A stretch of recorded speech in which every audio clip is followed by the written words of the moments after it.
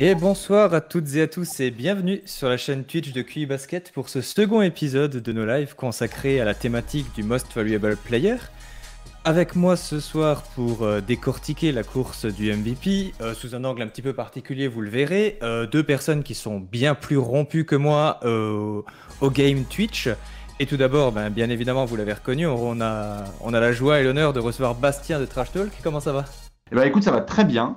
On est à un mois de la folie des grandeurs entre Playing Tournament et Playoff. Donc il y a plein de temps pour réfléchir, pour débattre, et notamment sur la course au MVP. Merci pour l'invitation. Ah bah avec plaisir. Et à tes côtés, Bastien, pour discuter, l'animateur habituel et celui qui a deux doigts de demander un CDI 35 heures chez QI Basket, c'est Clément. Comment tu vas, Clément? Ça va très bien, pas encore, pas encore. J'étais dans un dernier réglage parce que vous avez fait exploser le compteur de follow grâce au tweet de Bastien, bien évidemment. Donc merci à vous, on vous remercie tous. Donc du coup, en fait, l'alerte a complètement bugué. Donc excusez-nous, normalement j'ai réglé le problème, j'ai enlevé directement le son à la Ah là, source. ça va nettement mieux, par exemple. Ah bah voilà, Ah non, bah mais parfait. je crois qu'il y avait un problème. Vraiment, vous avez fait pour les plus belles heures, on en parlait en off, les plus belles heures de Sport Hub. Voilà, ça nous arrive à nouveau. On fait cracher, Ouais. on fait Travaille, cracher on tout ce qui travaille. bouge. Donc excusez-nous, voilà, s'il y a quelques petits problèmes techniques, on a eu pas mal de soucis de réglage, etc. Mais si ça se remet, je suis un homme comblé, très content de t'avoir, Bastien, avec nous, comme je disais, entre anciens, vraiment, en tout cas sur Trash Talk, nous on se souvient de Sport Hub, de tout ça, et puis des avant-premières sur Paname, le documentaire de Lenny Cook, on avait pas mal discuté, toi et moi, sur l'aspect prisme médiatique de la NBA, et on va en reparler ce soir, donc c'est pour ça que je suis très content aussi de pouvoir t'avoir invité, et puis encore une fois, merci pour ta venue. Donc, messieurs, ce soir, nous sommes réunis pour parler plus en profondeur du trophée du MVP. Et donc, il y a donc eu un premier épisode qui s'est déroulé en février dernier, fin février, avec Alex de Trash Talk, et au cours duquel chaque intervenant, donc Alex d'un côté, Jérémy de l'autre, et toi, Clément, a pu un petit peu exposer quels étaient ses critères personnels pour désigner le MVP de la saison régulière. Et l'épisode du soir, avec Bastien Ang, va nous permettre d'aborder le thème du MVP sous un angle un petit peu plus théorique, mais surtout dans un angle plus médiatique. Avant qu'on l'aborde, Clément, peut-être que tu peux juste nous faire un rapide récapitulatif de ce qui s'est dit avec Alex le mois dernier. Donc le premier épisode, on voulait vraiment recentrer le débat sur l'aspect critère, pardon, puisque on avait constaté déjà en premier lieu que pour cette course au MVP, il n'y a aucun critère officiel en fait donné par la NBA, et que du coup il y a une sorte de flou et une libre interprétation qui parfois peut tendre au jugement à géométrie variable et à des débats un petit peu stériles entre nous, et on trouvait ça assez problématique. Et ce qu'on voulait, l'ambition qu'on avait avec ce premier épisode, très humblement, c'était tout simplement de essayer de montrer que chacun peut avoir des critères différents, mais que l'important finalement, peut-être pour réussir à débattre ensemble sur ce débat du MVP, tout simplement, c'était de mettre à jour un petit peu quels sont les critères de chacun. Et parmi tous les critères qui revenaient beaucoup, etc., on a un petit peu catégorisé différentes choses, avec des critères a priori unanimes. On pense par exemple au nombre de matchs joués et aux absences, qui sont déterminantes pour savoir qui peut prétendre ou non à ce trophée de MVP. Tout simplement, en fait, on peut pas juger deux joueurs sur un échantillon qui est trop différent. Un joueur qui aura réussi à maintenir un niveau de performance très élevé sur 82 matchs, c'est pas pareil que quelqu'un qui l'aura fait sur 40 matchs. Je pense que tout le monde est prêt à entendre ça. Le second critère un peu unanime qui revenait, c'était le profil statistique un peu conséquent, pour le coup, et un impact assez fort sur le niveau de jeu de son équipe. On était assez d'accord là-dessus. On avait un critère qui était à nuancer, c'était celui du bilan collectif. Le bilan en tant que tel, on s'est plus ou moins mis d'accord sur le fait que c'était quelque chose à pondérer et à revoir à minima, c'est-à-dire que s'il pouvait être important dans une certaine mesure, c'est vrai qu'après il y avait des notions à prendre en compte, à savoir aussi le fait que est-ce que l'équipe du joueur dont on parle gagne ou perd si lui est sur le banc, parce que des fois en fait il y a des joueurs qui subissent beaucoup leur banc et qui subissent les minutes où ils ne sont pas sur le terrain, donc c'est difficile de les imputer négativement de ces aspects-là. Et puis il y a aussi beaucoup de choses qui rentrent en ligne de mire, c'est-à-dire que chacun ne joue pas les mêmes matchs, ne joue pas les mêmes équipes et donc n'a pas forcément la même adversité. Et donc c'est vrai qu'un bilan qui serait similaire mais où il y aurait 3-4 places de différence, mais pourtant il y aurait que 3-4 wins, etc. On avait tendance à dire, bon, c'est à nuancer, c'est à pondérer, c'est peut-être pas si important que ça. Et enfin, il y a des critères qu'on avait tendance à éliminer, ou alors qui faisaient beaucoup plus débat, des intangibles qui amènent une grande subjectivité de la part de tout le monde, et donc qui sont un petit peu plus débattables.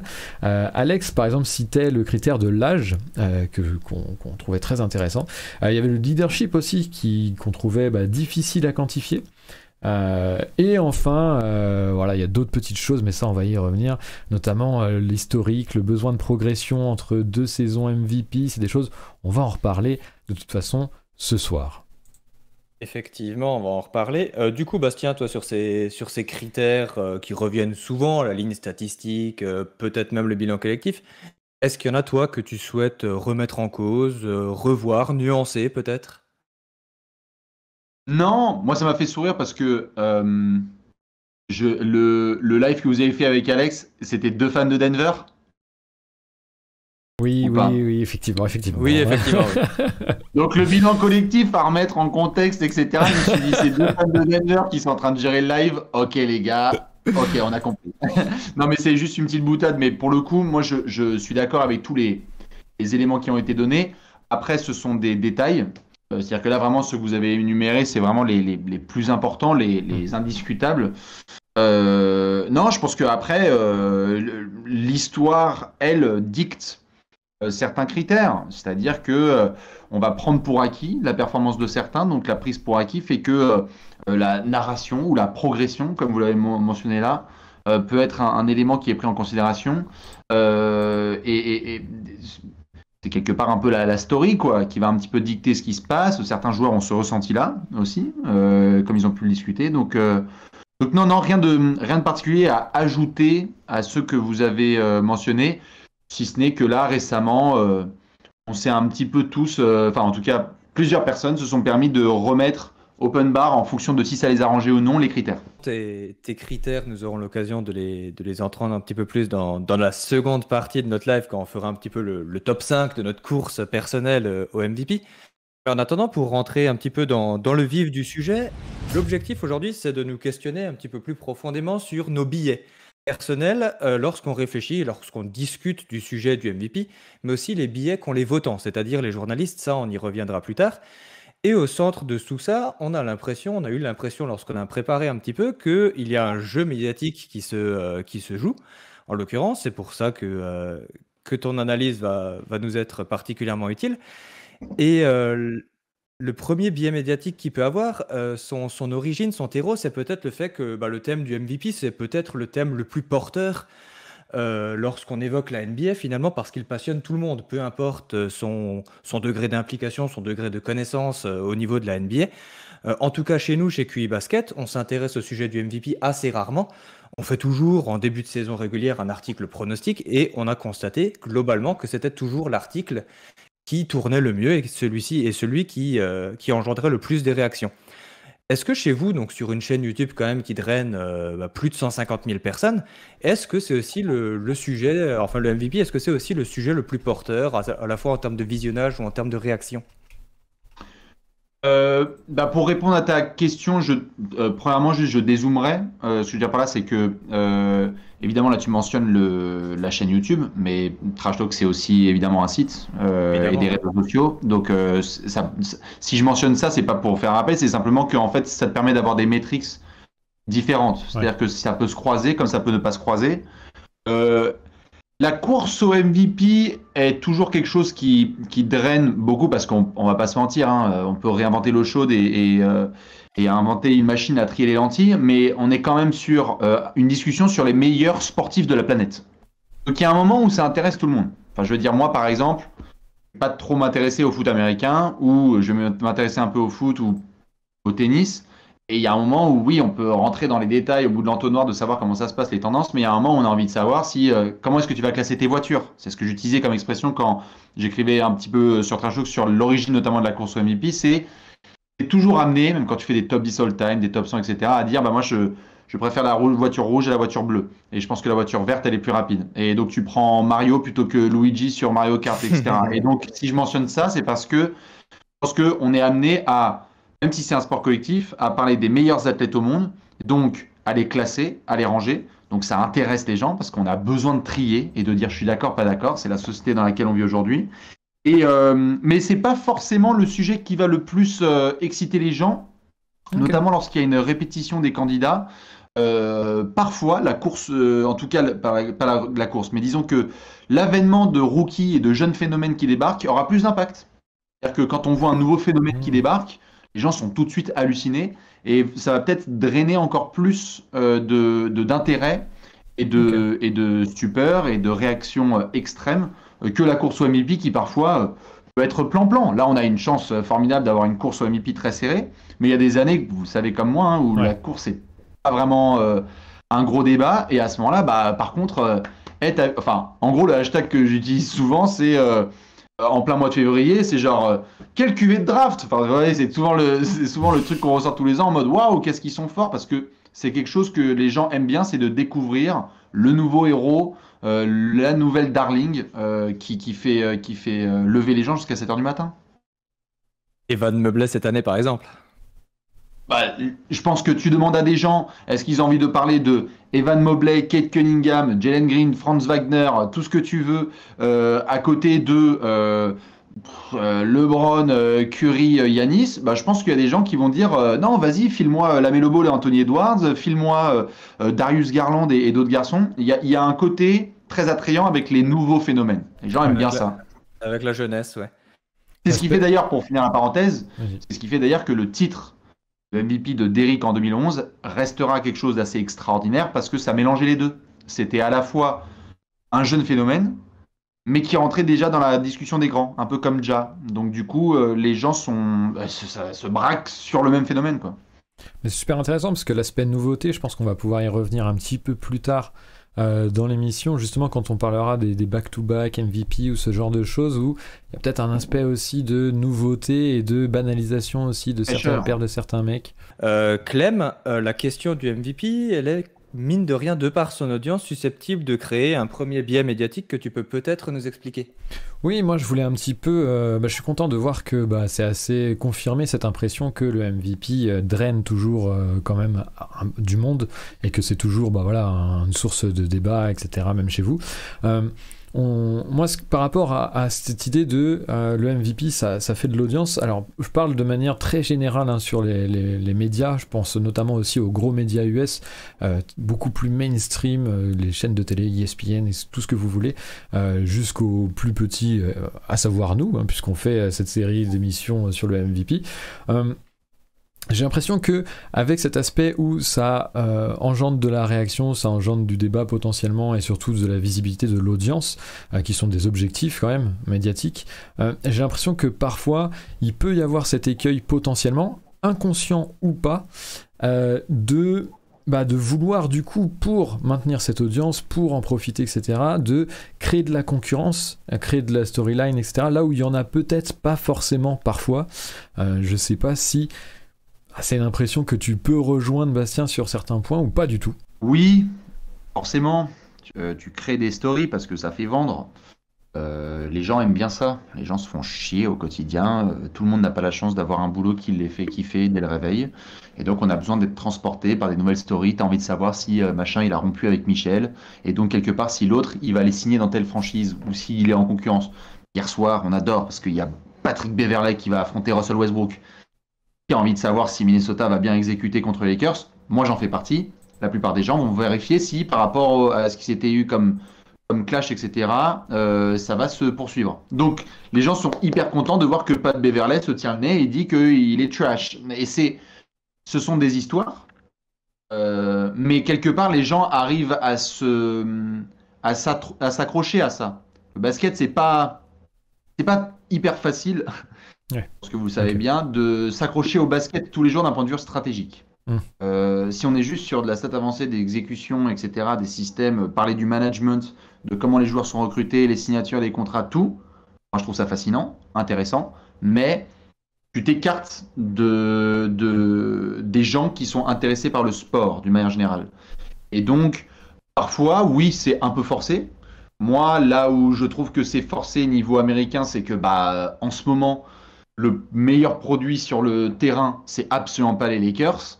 Ouais. C'est évident. Et ils vont être tous les 2 soirs en antenne nationale. Parce qu'il y a Russ, il y a LeBron, etc. Mais alors que c'est à chier. Enfin, je veux dire, ça ne sert à rien.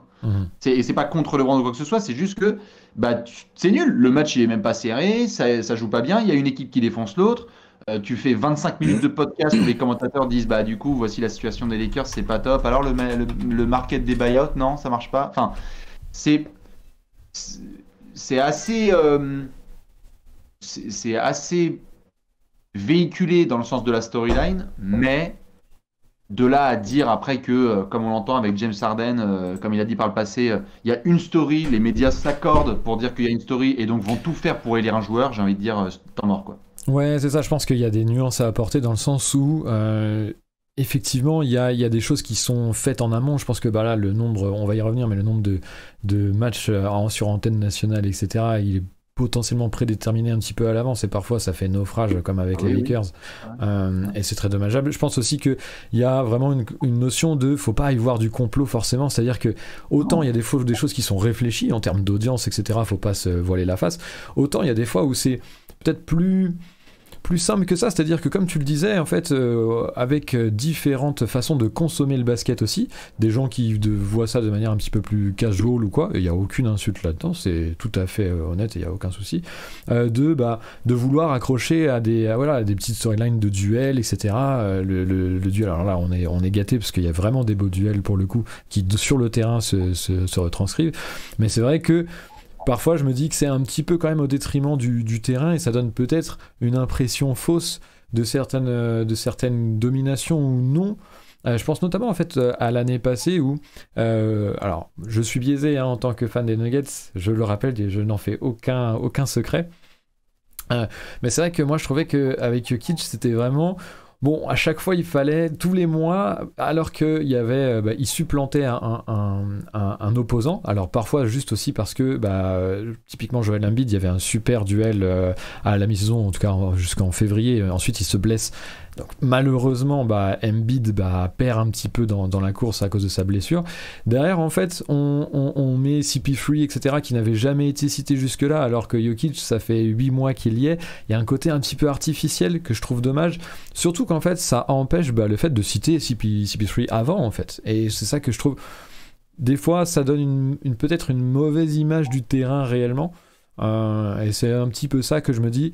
C'est un billet sur lequel on peut... Voilà. En tout cas, il faut en être conscient, à mon sens. On est conscient qu'il y a parfois une part de storytelling parce que, effectivement, c'est aussi ce qui intéresse les observateurs. On se rend compte toutefois qu'au XXIe siècle, il y a eu 21 trophées de MVP qui ont été décernés depuis chaque an 2000 à Jokic l'année dernière. Mais bien souvent, finalement, le vainqueur du trophée, au niveau des voix, possède une avance assez confortable, finalement. Et en réalité, depuis l'an 2000, il n'y a que 3 années où les votes ont été particulièrement serrés, c'est-à-dire que le vainqueur est moins de 100 points d'écart avec le second. Messieurs, est-ce que vous avez une idée des années où le vote a été particulièrement serré? Alors ça, moi, j'en avais une de plus ou moins facile, mais les autres, à mon sens, 2006. moi j'avais Steve Nash. Alors Steve Nash 2006, il avait plus ou moins 200 points d'avance. Finalement, il avait un matelas assez confortable sur le second. Mais on est dans la bonne époque. Globalement, je vois pour que les trois. Tom Dell disait sûrement un de Nash aussi. Mais c'est vrai qu'il y en a eu 2 Nash. Donc du coup, le second, si le premier était, parce C'est que quoi, moi, c'est Duncan Kidd 2003? Non, 2002? 2003? Alors Duncan Kidd 2002, oui. Duncan en 2002, il avait 60 points d'avance sur Jason Kidd. C'est effectivement le premier qui est assez serré. Bien joué. Pour répondre à Tom Dell. Oui. Ça doit être le deuxième Nash, non? Oui, Nash 2005, effectivement 30 points d'avance sur chaque, c'est vraiment le scrutin le plus serré du siècle. Ah ouais. Et puis Bastien, je crois que tu as peut-être mentionné le dernier. KG? Non, Non. pas KG, mais c'était KG le second en tout cas.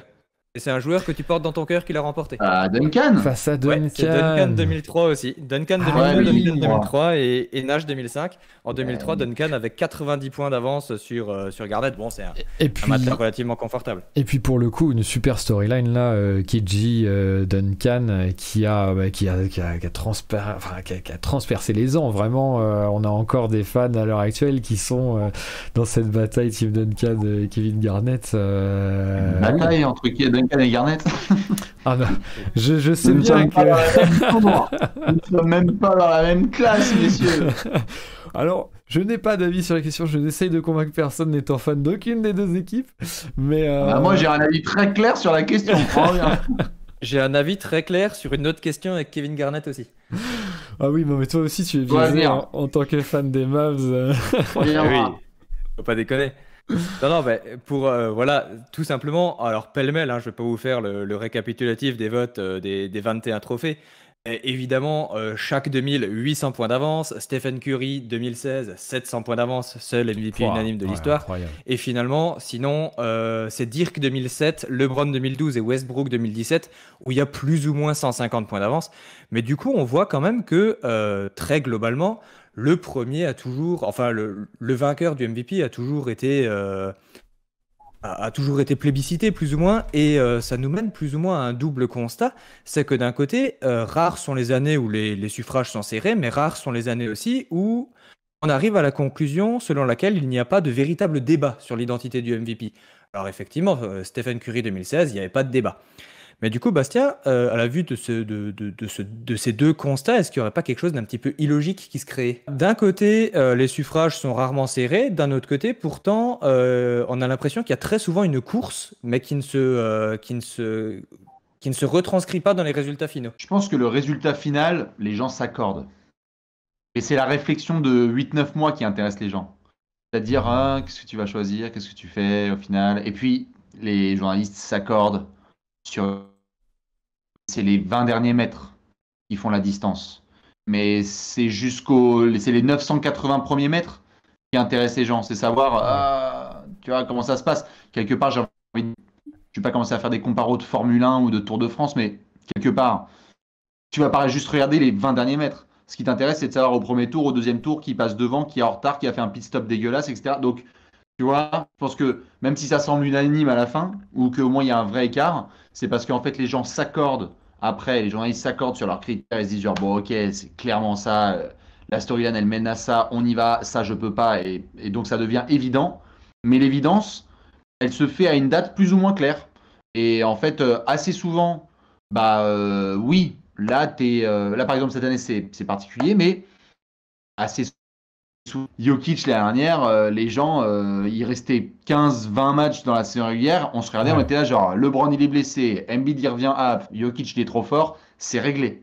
Réglé, ouais. Westbrook, on se pose la question, on fait l'historique, c'est réglé. Et donc il suffit de mettre le curseur, et une fois que le curseur il est trouvé par les votants, ça se traduit. Moi en tout cas je trouve ça pas illogique, parce que la course elle est réelle, mais c'est le finish qui lui crée toute l'attention des gens, quoi. Moi j'aime bien cette take. Tu veux peut-être rebondir, ouais. Ouais, j'aime beaucoup cette take là parce qu'il y a un côté aussi où j'aime beaucoup l'aspect où il y a aussi un côté où ce qui est peut-être le plus intéressant, c'est d'en débattre en fait, et c'est un kiff entre nous en tant que fans en fait, de pouvoir en débattre tout au long de la saison. En réalité, il y a le côté aussi, oui, alors peut-être qu'on n'en débat pas assez bien, peut-être que des fois, voilà, les votants, les médias allonge un peu trop la sauce, etc., etc. Là, on débat dans le détail, on essaye de décortiquer tout ça, mais c'est vrai que moi, il y a un truc que je trouve très cool, c'est aussi le point de vue de se dire, c'est fun, en fait, de notre côté, en fait, de pouvoir, voilà, se tirer la gueule sur nos mauvaises foi, etc., de se dire, putain, voilà, tu déconnes, etc., et aussi de pouvoir redevenir sérieux, mais de faire les deux, et d'en débattre, en fait, tout le temps. C'est aussi sympa de pouvoir en débattre un peu à chaque fois et tout le long de la saison, et je te rejoins là-dessus vachement, Bastien, sur c'est aussi une question de fun là-dessus en fait, et ça je suis assez d'accord, même si nous on se prend la tête là particulièrement pour tout décortiquer dans ces émissions, faut que ça reste fun entre nous de pouvoir en discuter, c'est toujours un sujet sympa entre fans de NBA, quoi. Alors, je vais simplement. Alors, déjà, vous êtes plus de 200 dans le chat, c'est extraordinaire. N'hésitez pas à poser des questions si vous le sentez. Là, je vais simplement répondre à deux questions de Akaz, vu que ça concernait les chiffres. Voilà. Alors, Arden Giannis. Non, c'est un fan des Suns, tu peux pas répondre à ces questions. D'accord. Arden Giannis en 2019, il y a plus ou moins 200 points d'écart. Et par contre, LeBron Rose en 2011, il y avait 600 points d'écart entre eux deux. Enfin, il n'y avait clairement pas photo. Et pour le commentaire de base virale au sujet de Luka Doncic, peut-être, mais sans vouloir spoiler, peut-être qu'on y reviendra en fin de live. En tout cas, c'est quelque chose sur lequel j'aimerais bien qu'on discute un petit peu, messieurs. Si C'est ça bien, vous ça convient, tease. bien C'est évidemment. bien, petit teaser, il faut faire teaser, voilà, c'est parfait. C'est parfait. Non, mais On verra je- si Luka a sa place en deuxième partie de soirée, je ne suis pas certain encore. Il faut laisser les gens espérer. C'est Non, ça, mais je prends joli teaser. le pli de Bravo l'animation. ESPN, hein. Ah, vous faites du bon teasing, hein. Bravo. Hein. Avec Basket, Mais après- on l'identité. Maintenant, ils font des teasers. Restez connectés. On va parler de Luka Doncic. Et après, ça vient me parler de streaming. Mais Vous aussi, vous le faites. faut dire aussi que Vincent est fan des Mavs, donc attention au biais. Logique. Comme dirait une certaine chaîne YouTube, l'objectivité avant tout. Donc, parfois, il n'y a pas de course MVP, parfois, il y en a une réelle, comme cette année par exemple, mais même lorsqu'il y a une véritable course, les médias jouent un rôle prépondérant dans la manière dont elle est perçue. On a déjà un petit peu abordé le sujet. Et les médias jouent surtout un rôle, Clément, dans la manière dont sont perçus les joueurs. Ah oui, parce qu'il y a aussi l'aspect où les joueurs individuellement en fait n'ont pas la même couverture médiatique tout simplement. Et on parlait du nombre de matchs en antenne nationale tout à l'heure. En fait tout simplement il y a des matchs. Alors bon, ça touche plus du coup le grand public américain que nous, mais il faut quand même pouvoir se mettre à cette place-là parce que ça détermine aussi des storylines, etc. Le nombre de matchs en antenne nationale aux États-Unis est différent selon les équipes, et donc il y a certains joueurs qui sont juste moins visibles en fait que d'autres.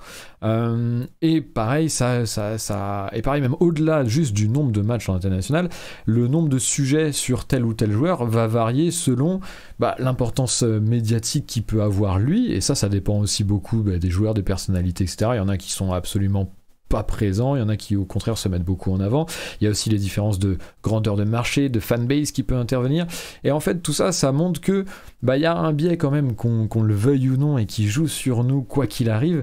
C'est l'effet de simple exposition, où en fait plus on est exposé à une chose ou une personne, plus on a de probabilité d'aimer cette chose ou cette personne, et ça joue de toute façon sur nous quoi qu'il arrive. Et c'est vrai que par rapport à ça, les joueurs sont pas égaux, et donc il y a des joueurs qui de toute façon ont plus de hype médiatique que d'autres. Je pense que c'est un biais, on peut pas vraiment le critiquer ou autre, c'est plus un état de fait à mon sens. Je sais pas après si tu seras d'accord, Bastien, mais c'est juste, faut le notifier quand même, et ne pas se dire que ça n'a pas d'impact, notamment sur le grand public. Après, je pense que ça se dilue un petit peu plus quand vraiment on commence à suivre un peu plus ardemment, parce que on a accès à plus d'infos peut-être, et on est moins sujet à ces différences d'exposition, je veux dire.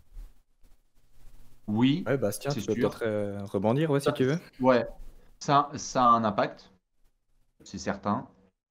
Après, entre guillemets, j'ai envie de dire, ce sont pas les fans qui votent pour le MVP.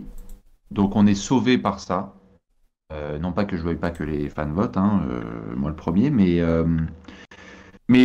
Duncan a été 2 fois MVP, et je crois pas qu'il avait la couverture nationale la plus dingue de l'histoire. Il en a été de même pour Dirk, pour Jokic, pour d'autres garçons aussi qui ont déjà été MVP. Donc oui, ça joue, mais ça ne définit pas forcément ce qui va se passer.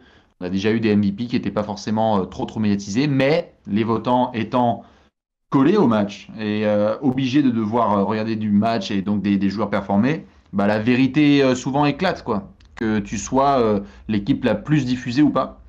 Et je pense que Nicolas était un bon exemple en ce sens. Je crois pas que Denver bénéficie d'une couverture Non, médiatique. c'est une catastrophe, je peux en attester.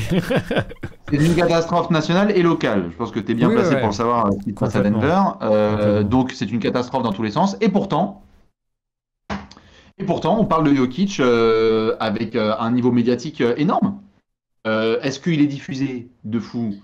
Non. Mais par contre, c'est marrant parce que en fait, le jeu va répondre.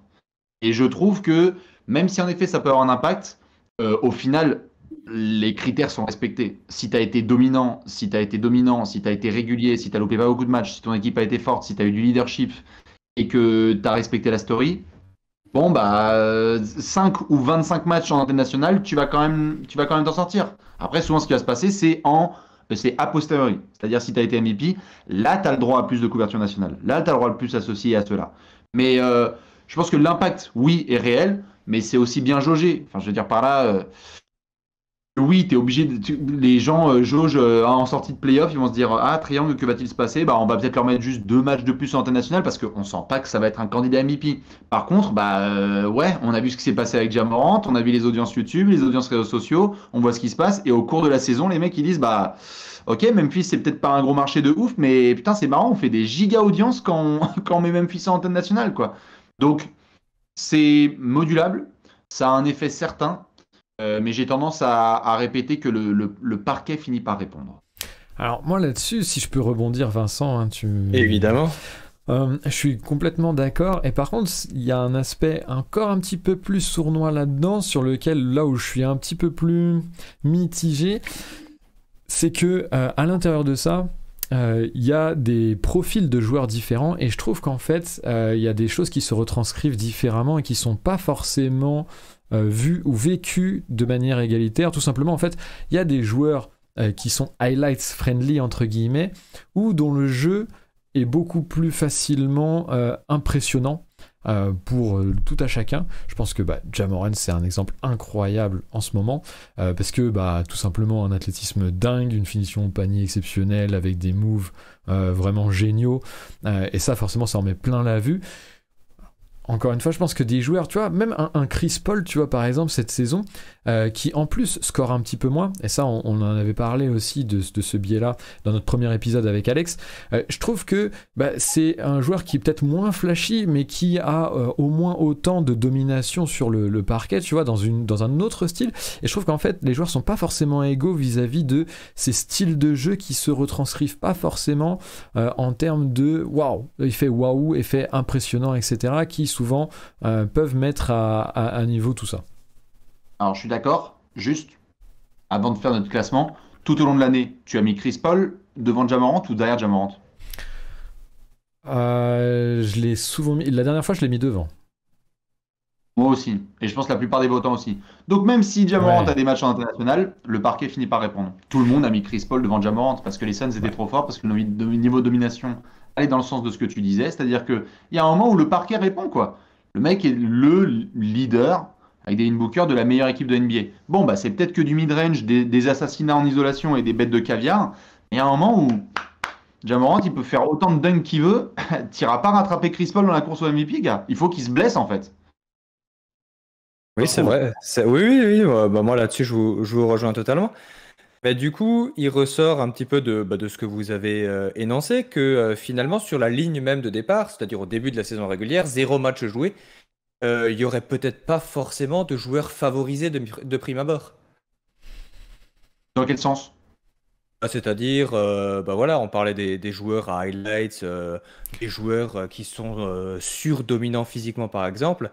Est-ce que, à ton sens, il y a certains joueurs de ce profil qui ont une petite longueur d'avance sur la concurrence, peut-être moins flashy au niveau du MVP, ou, comme tu l'as dit, le parquet finit toujours par l'emporter à la fin? Oui, je pense que tu es avantagé. Tu peux être potentiellement avantagé. C'est pas déterminant, mais tu peux être potentiellement avantagé si tu es plus spectaculaire. Parce que, comme on l'a dit, plus de parts d'audience, plus de gens qui en parlent, ça relaie, ça relaie, ça relaie, etc. Donc oui, tu vas être plus facilement dans la tête des gens, dont les votants. Mais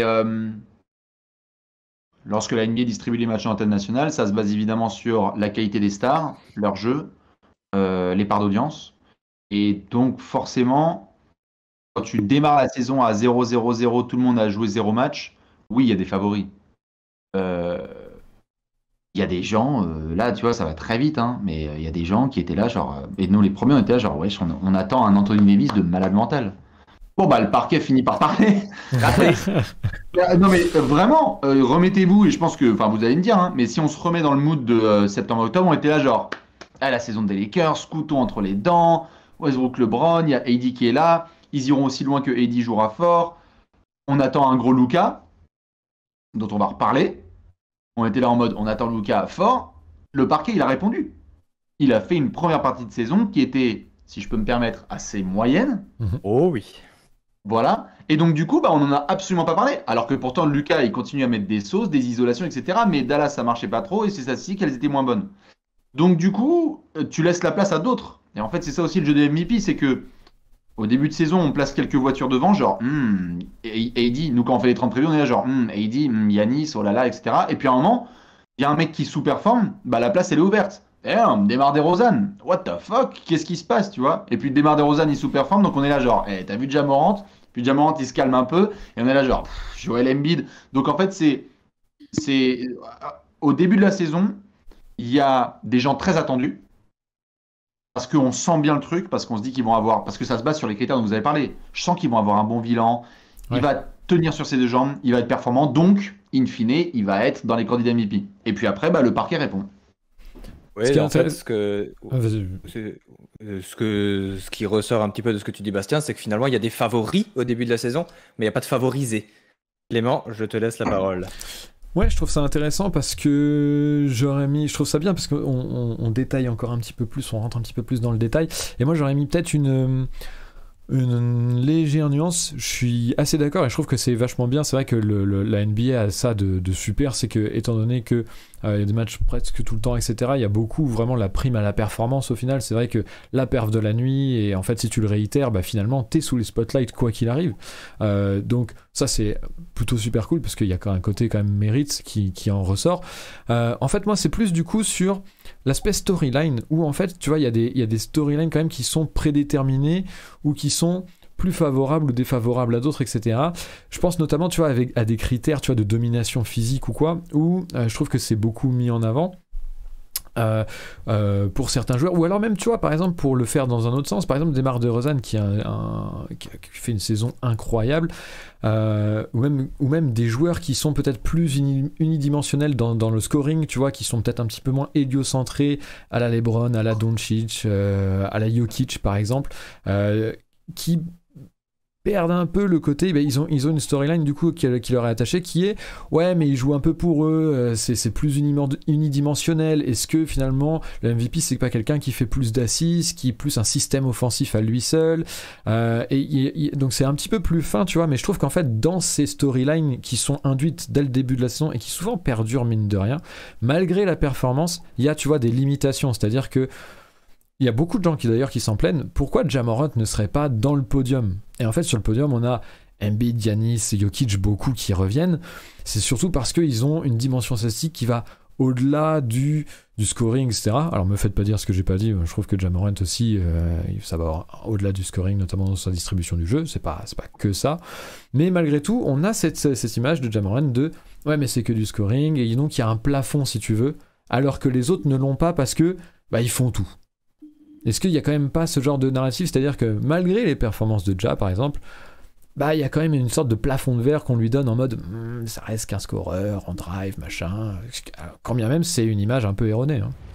Moi, je pense que on utilise tous un outil assez formidable, que ce soit dans la course au MVP ou dans la vie d'une manière générale, c'est qu'on utilise les arguments à notre faveur si ça arrange notre discours. Et ce que je veux dire par là, c'est qu'il y a des gens qui vont dire Ja Morant. On ne l'attendait pas à ce niveau. On n'attendait pas Memphis à ce niveau. Qui avait dit Memphis top 3? Et puis il y en a qui vont dire il est trop jeune. On n'a pas vu de MVP aussi jeune. Et puis il y a des joueurs qui sont mieux statistiquement. Tu choisis tes arguments en fait. Il y en a qui vont dire les fans des Bulls, et je les mets pas tous dans un même sac, mais t'as pas une semaine qui passe ou sans qu'il y ait un mec qui nous remette l'article de Bleacher Report en mode pire signature de la saison. Parce que ça arrange en fait. Ça arrange leur discours. Et franchement, là je vais poser la question de but en blanc à mon cher N5, parce que je vais t'appeler comme ça. Pas de souci. Un des trucs que les gens sortent le plus pour Jokic, c'est mec, il joue sans Jamal Murray, il joue sans Michael Porter Jr. Et en fait, ça nourrit le truc. Tu vois ce que je veux dire? C'est que j'ai l'impression que ça nourrit le truc parce que ça arrange le dossier. Mais personne ne parle du fait qu'il est à 2 matchs du play-in tournament. Personne. Ça arrange. En fait, ça arrange le discours. Ça rejoint vachement l'idée qu'on avait un petit peu lorsqu'on a fait le live avec Alex. Ouais. C'est que on parle pas forcément tous le même langage, entre guillemets, lorsqu'on Pas du évoque le tout. sujet du Et MVP. si ça t'arrange, mais c'est ça dans tout, hein. C'est-à-dire, LeBron, il y en a qui vont dire, mec, il fait ça avec Austin Reeves et tout, machin, et il a 30 000 ans. Regardez ce qu'il fait à 39 ans et tout, c'est incroyable. Et parce que ça arrange le dossier, de dire on n'a jamais vu ça, 38 ans, et qu'il fait, puis tant de jeux, des 50 points, des 60, ça arrange le dossier. Si tu as envie d'arranger le dossier, tu fais ça. Mais si tu es plutôt du genre à vouloir niquer le dossier, tu fais bon bah, ils ont un bilan éclaté, on les attendait vachement fort, ça perd contre des grosses écuries, et basta. Et on peut faire ça sur tous les dossiers. Sur Complètement. absolument tous les dossiers, on peut faire ça. C'est juste que chacun va parler, comme tu le dis, la langue qu'il veut par rapport à ce qu'il arrange. Donc Ja Morant, on n'a jamais vu ça, c'est ultra spectaculaire. Qui s'attendait à voir Memphis jusque-là? Oh, arrêtez avec l'argument des plus jeunes, le mec est juste trop fort. Ok. Il y en a qui vont dire, Steph, ouais mais ceux qui sont contre, ils vont dire ouais mais on l'a déjà vu shooter comme ça, ou tu sais qu'il a déjà mieux shooté en 2016, ou ouais mais les Warriors ils sont derrière les Suns. Genre chacun a son truc, tu vois, et tout le monde va avoir son petit argument par rapport à ce qu'il arrange. Mais c'est normal, hein. Totalement, et c'est Oui, pour ça qu'on voulait vraiment nous faire ces émissions-là pour un peu montrer en fait du coup qu'est-ce qui sont tous nos biais en fait qui rentrent en ligne de compte justement dans ces débats-là avec de la mauvaise foi et les biais de confirmation et tout ça. C'est pour ça qu'on essaye de déconstruire un petit peu tout ça. On vous invite, je le relance dans le chat, mais à voir notre premier épisode où on parle vraiment des critères du coup, c'est-à-dire ok, au lieu de parler de ce qui nous arrange et de faire tout à géométrie variable sur le tas, bah on donne nos critères avant. Et comme ça, on peut juger si c'est cohérent ou pas avec les critères. Et après, on peut voir si. Comment ça, non? Ça ne marchera pas. Mais essaye l'exercice, tu verras que ça ne marche pas. Mais on Parce l'a qu'en fait. fait, après, le parquet va répondre autrement, en fait. Non, mais justement, c'est-à-dire que si toi, tu donnes tes critères c'est ça. Pour moi, le MVP, il doit avoir ce critère-ci, ce critère-là, dans cet ordre-là, etc. Après, si le terrain va pas dans ton sens, bah, t'es obligé de te dire, ouais, bah, du coup, si tu peux plus adapter tes critères, ou alors tu passes justement pour celui qui s'adapte à chaque fois en fonction du vent. On est d'accord. Moi, par exemple, on va le faire Ouais. après avec le classement. Moi, Ouais. je suis très clair sur mes critères. Ouais. Et donc, j'ai un classement. Il y en a qui aiment, il y en a qui aiment pas, mais je vais rester droit là-dessus. Et spoiler, bah, quand Westbrook il remporte le titre devant James Harden quand il fait son triple-double de moyenne, eh bah, je suis pas content, par exemple. Parce Ouais. que ça rentre pas dans mes critères. C'est pas comme ça que je vois le trophée du MVP. Bon, Voilà. c'était Et à en fait, l'époque, c'était comme ça. pour nous, tu vois, je trouve que, en fait, à partir du moment où tu changes cette perspective-là et que tu vas vraiment plus sur les critères et plus sur nos biais, etc., et que du coup, tu assumes une vision, et ensuite tu ne peux faire que t'y tenir, et ensuite le terrain, bah, justement, va répondre à ça, et toi, en fait, des fois, tu le subis. Moi, je suis moi, je suis plus ou moins un hater d'Anthony Davis, tu vois. Pendant des années, j'ai subi. Tu crois Donc, je l'admets, tu vois. Moi, j'essaye d'être franc avec ça. Après, j'ai mes biais. Des fois, je suis de mauvaise foi aussi. Mais mon idée, c'est de me dire, et notre idée, je pense, avec ces lives aussi, c'est justement d'essayer de mettre à jour ça, c'est-à-dire arrêtons de faire de la géométrie variable comme ça nous arrange. Ou alors, quand on le fait, Ouais, mais c'est t'es parce obligé que de c'est le pour le sport, on aime bien, c'est rigolo. Mais sinon, donnons des critères, etc. On s'y tient, et comme ça, au moins c'est cohérent. Et après, voilà, le débat peut se faire sur ah oui, j'ai pas les mêmes critères que toi. Mais dans ce cas, voilà, c'est un choix, ça, à la limite, bon, chacun ses critères. J'admire très grandement ton désir de, de cohérence. Voilà, Mais je on crois essaye. que Hein, demander de la cohérence dans le fanatisme sportif, là, t'as voulu faire une raclette avec du Non. béton. Tu ne demandes pas de cohérence. Les gens, en fait, ils ont une préférence, ils vont la défendre corps et âme. Ouais, en fait, moi je trouve que c'est bien d'avoir les deux débats, en fait. Enfin, les deux trucs possibles. C'est-à-dire de pouvoir faire la mauvaise foi et de pouvoir potentiellement donner cette possibilité-là au moins. Après, les gens, ils choisissent, hein, on n'est pas maître Oui, de parce ce que que feront tout le monde, hein. surtout finalement à l'ère des réseaux sociaux où c'est tellement facile de donner son avis. Au final, pour simplifier les choses, peut-être qu'il faudrait que la NBA elle-même pose les critères et comme ça, on pourrait peut-être parler du même langage lorsqu'on évoque le MVP. Mais après, Et il y on aurait aurait- moins d'intérêt. Il y aurait, Il y aurait moins d'intérêt, évidemment. Oh, un Ça, truc je vous chiant, rejoins quoi. parfaitement. Ça, je vous C'est un rejoins peu- parfaitement. Alors, qu'est-ce qui est plus drôle comme jeu? C'est le Uno Ou le Uno, où tu commences à dire, genre, à chaque Je fois peux qu'il y mettre a un plus 4 sur un à chaque plus fois qu'il y a un 4. plus 4, tout le monde tombe sur soi. Tu vois, C'est vrai. c'est quand ça devient le bordel. Ah non, non, mais C'est là que je suis tout à fait ça devient d'accord. plus technique. C'est tu dis, bah, Monopoly, bah, à chaque fois que tu tombes sur cette case, tu vas me donner 50 000 balles. À quoi? Comment ça? Donc, ça va créer du stress, de la tension, de la discussion. Normal. Je suis Complètement. tout à fait d'accord. C'est Alors, avant qu'on passe à la suite, Attends, je le place juste DJ bah, je voulais Fenderbeck. justement. Ah bah vas-y, bah, je t'en prie alors. Bah. Enfin, je te laisse la parole après. J'avais une autre remarque dans le chat. Celle de Xitox. Alors, excuse-moi si j'écorche ton pseudo. Qui nous dit, je cite, je trouve ça facile, entre guillemets, pour Ja, parce qu'il n'a pas de star autour. Tu le mets dans la même équipe que LeBron, KD, etc. Ah, j'adore Est-ce cet qu'il argument. sera dans la discussion du MVP? Pareil pour Doncic ou Jokic. Messieurs, votre avis? Mais là tu pars dans de l'hypothétique, donc c'est impossible en fait. À partir du moment où Et tu mets un signe... justement, c'est toute la discussion du MVP, c'est hypothétique. Et si Jokic avait fait une saison complète avec Murray, il serait peut-être podium. Tu vois? C'est que là, C'est- tu peux juger que sur ce qui est, en fait, parce que sinon, après, Ouais. tu t'en sors plus. Alors, alors, c'est un exercice. Après, moi, je trouve ça kiffant, en fait. Mais en fait, tu te mets dans un cadre, en fait. Tu te mets, ok, on part en délire et on fait des si partout. Et en fait, moi, c'est kiffant. Comme on dit, des fois, c'est le fun du truc. Et moi, c'était DJ Thunderberg qui disait la géométrie variable et les débats pétés entre gens de mauvaise foi, c'est ça qui est bon. Moi, je peux comprendre qu'il y ait les deux. En fait, moi, j'aime bien faire les deux, en vrai. Tu vois, ça dépend de mon Ouais, tu mood. vois. Mais des Moi, fois, en tout cas, Pardon, vas-y. ouais, non, des fois je prends du plaisir. Ah, voilà, je sais que je vais de mauvaise foi. Et en plus, quand on le sait entre nous, en fait, des fois, tu sais, tu peux un peu concourir, tu vois, pour la mauvaise foi, pour trouver l'angle un peu Ouais, le plus nul. impossible. Hein. Voilà, c'est ça qui est aussi cool. Non, en tout cas, pour répondre à la question de Xotix, Xitox, ouais. Xitox. Tu vois. Moi, je vois quel est cet argument. Moi, je le fais pas trop parce qu'en fait, les équipes sont construites aussi d'une certaine manière. Donc, mettre un joueur qui a un autre poste par rapport à là, je sais pas ce que ça donnerait. Mais je vois l'exercice. Aussi parce qu'on aime bien imaginer un joueur dans une autre franchise et dire il éclaterait tout le monde. Et quelque part, c'est peut-être parce que cette personne-là rêve de voir ce joueur dans cette équipe. Ce qui est pas mal. Oui. Oui, Enfin, de toute moi, façon, c'est très contextuel finalement. C'est difficile de sortir le joueur du contexte dans lequel il est et qui marche C'est ou ça. qui ne marche pas pour l'intégrer dans un autre contexte et partir dans le what if le plus total.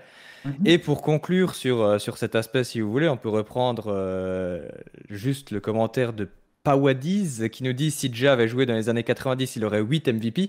Et je pense qu'on peut conclure en disant que si Ja avait joué dans les années 90, il sortirait du banc, comme dirait comme dirait Charles Oakley. Wow! What the fuck?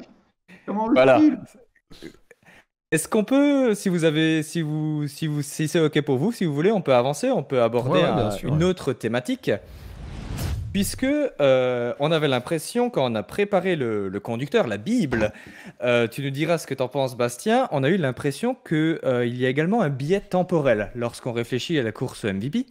Je m'explique, c'est-à-dire qu'on a l'impression que plus la saison avance, plus le joueur qui est en forme se retrouve en bonne position pour remporter le trophée, au dépend par exemple de celui qui a commencé très fort la saison, mais qui en fin de saison s'essouffle un petit peu.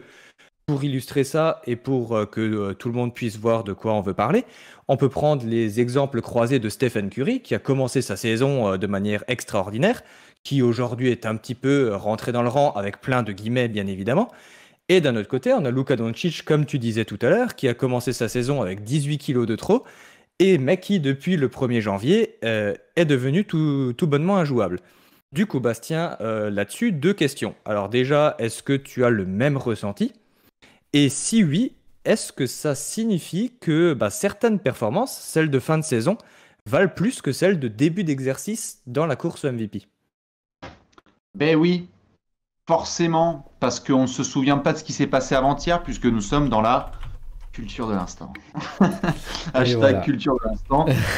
Oui, moi j'ai un grand souvenir, même en étant fan de Kawhi Leonard, d'un trophée de défenseur de l'année où Draymond avait été irréel tout au long de la saison, mais Kawhi avait fait 2 derniers mois d'une autre planète et avait subtilisé le trophée de défenseur de l'année des mains de Draymond Green. C'était un exemple parmi tant d'autres, mais qui m'avait frappé à l'époque parce que c'était vraiment une fin de saison très très forte de Kawhi et Draymond était en droit de gueuler parce qu'il était bon depuis mi-octobre.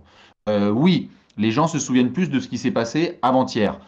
Maintenant, encore une fois, quand on dit que le parquet parle et que c'est ce qui s'est passé en fin de saison n'est pas seulement ce qui reste dans la tête des gens.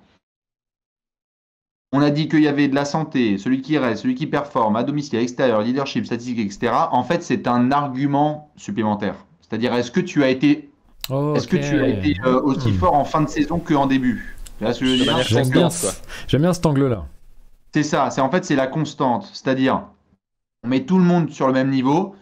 Et c'est pas genre un mec huitième qui a été très fort. Ça n'existe pas un mec qui est MVP qui a été à chier jusqu'en début février et qui a fait 2 mois. Ça n'existe pas. Il peut se retrouver top 5, top 3, etc. Mais ça n'existe pas. Par contre, deux joueurs qui sont au coude à coude, 1, 2, 3. Et par contre, là, il y en a un qui a fini coup de tambour. Ça s'appelle un point d'exclamation. C'est-à-dire que c'est sur une course, mais c'est comme une course de vélo, c'est comme une course de voiture. Si tu as mis le coup de champignon et le coup de gaz et le coup de pédale là où il fallait pour terminer la course, tu termines la course. C'est pas ce qui reste forcément dans la tête des gens, c'est que c'est les performances finales qui juste déterminent la gueule du vote.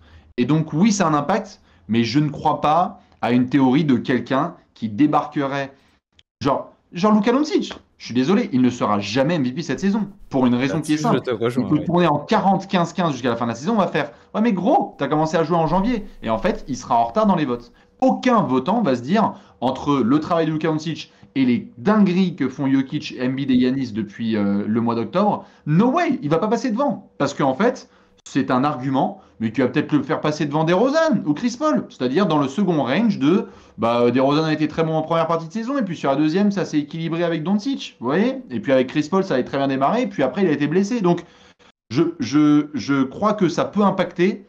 De là à dire que ça chamboule toute une course, je suis pas d'accord. Ouais, Clem, vous en pensez, hein.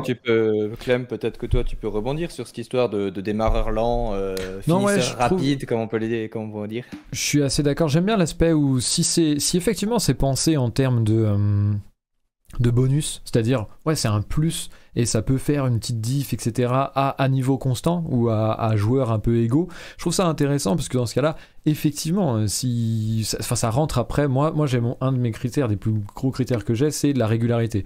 Donc c'est vraiment réussir à le faire tout au long de la saison, et en fait je pénalise beaucoup. Mine de rien, ceux qui ont un mois en dedans par rapport aux autres. Alors si tout le monde a un mois en dedans, tout le monde est à égalité, très schématiquement, hein.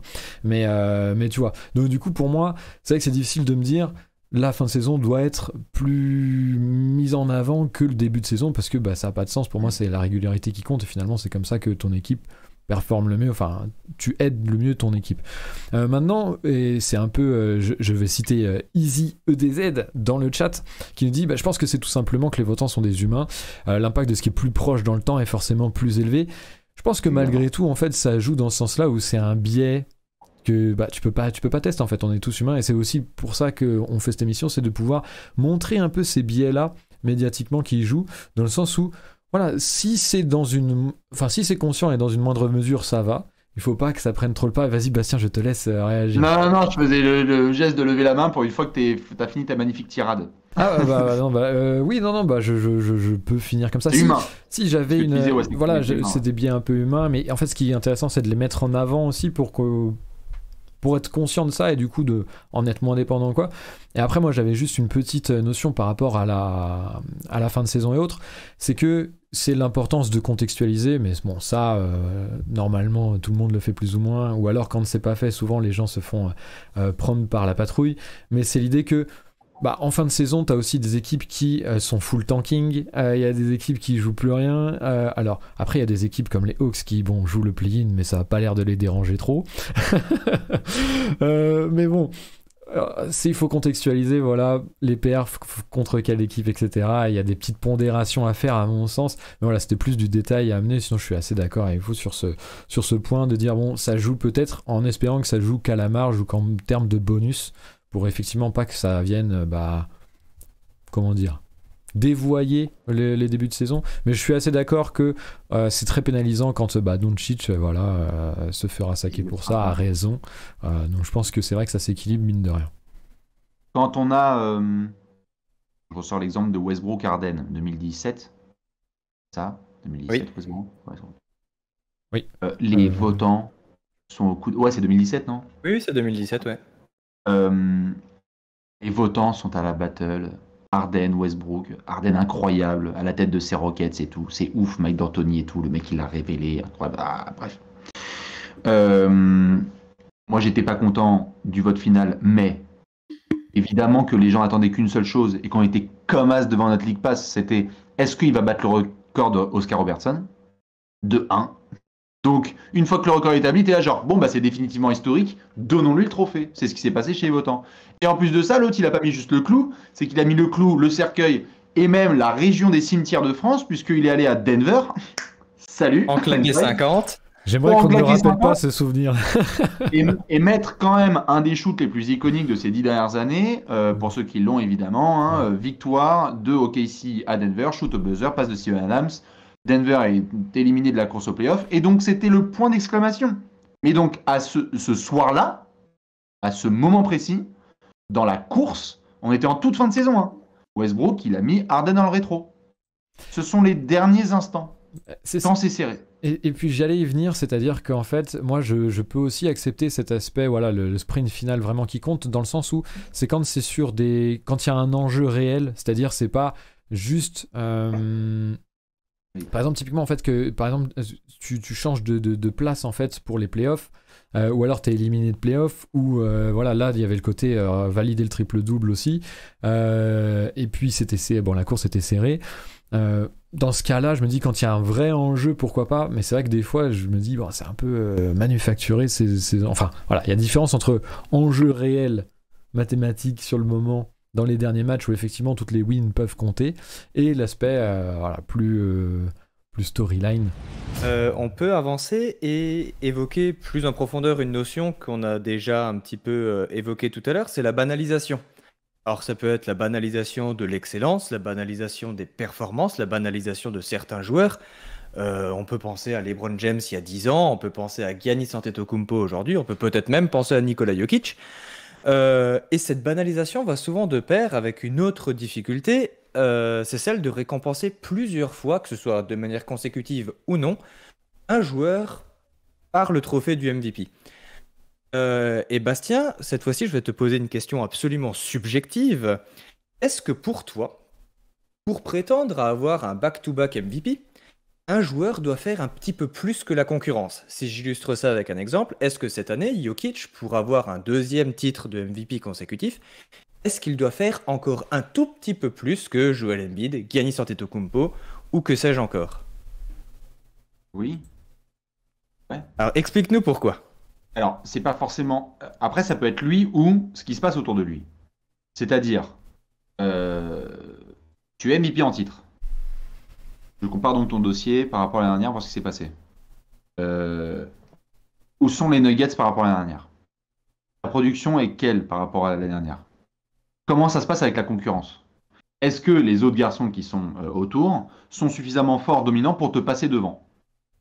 Bon, bah moi j'ai mes réponses. Hein. J'ai mes réponses à moi en termes de classement, de production et donc de ce qui se passe autour de lui.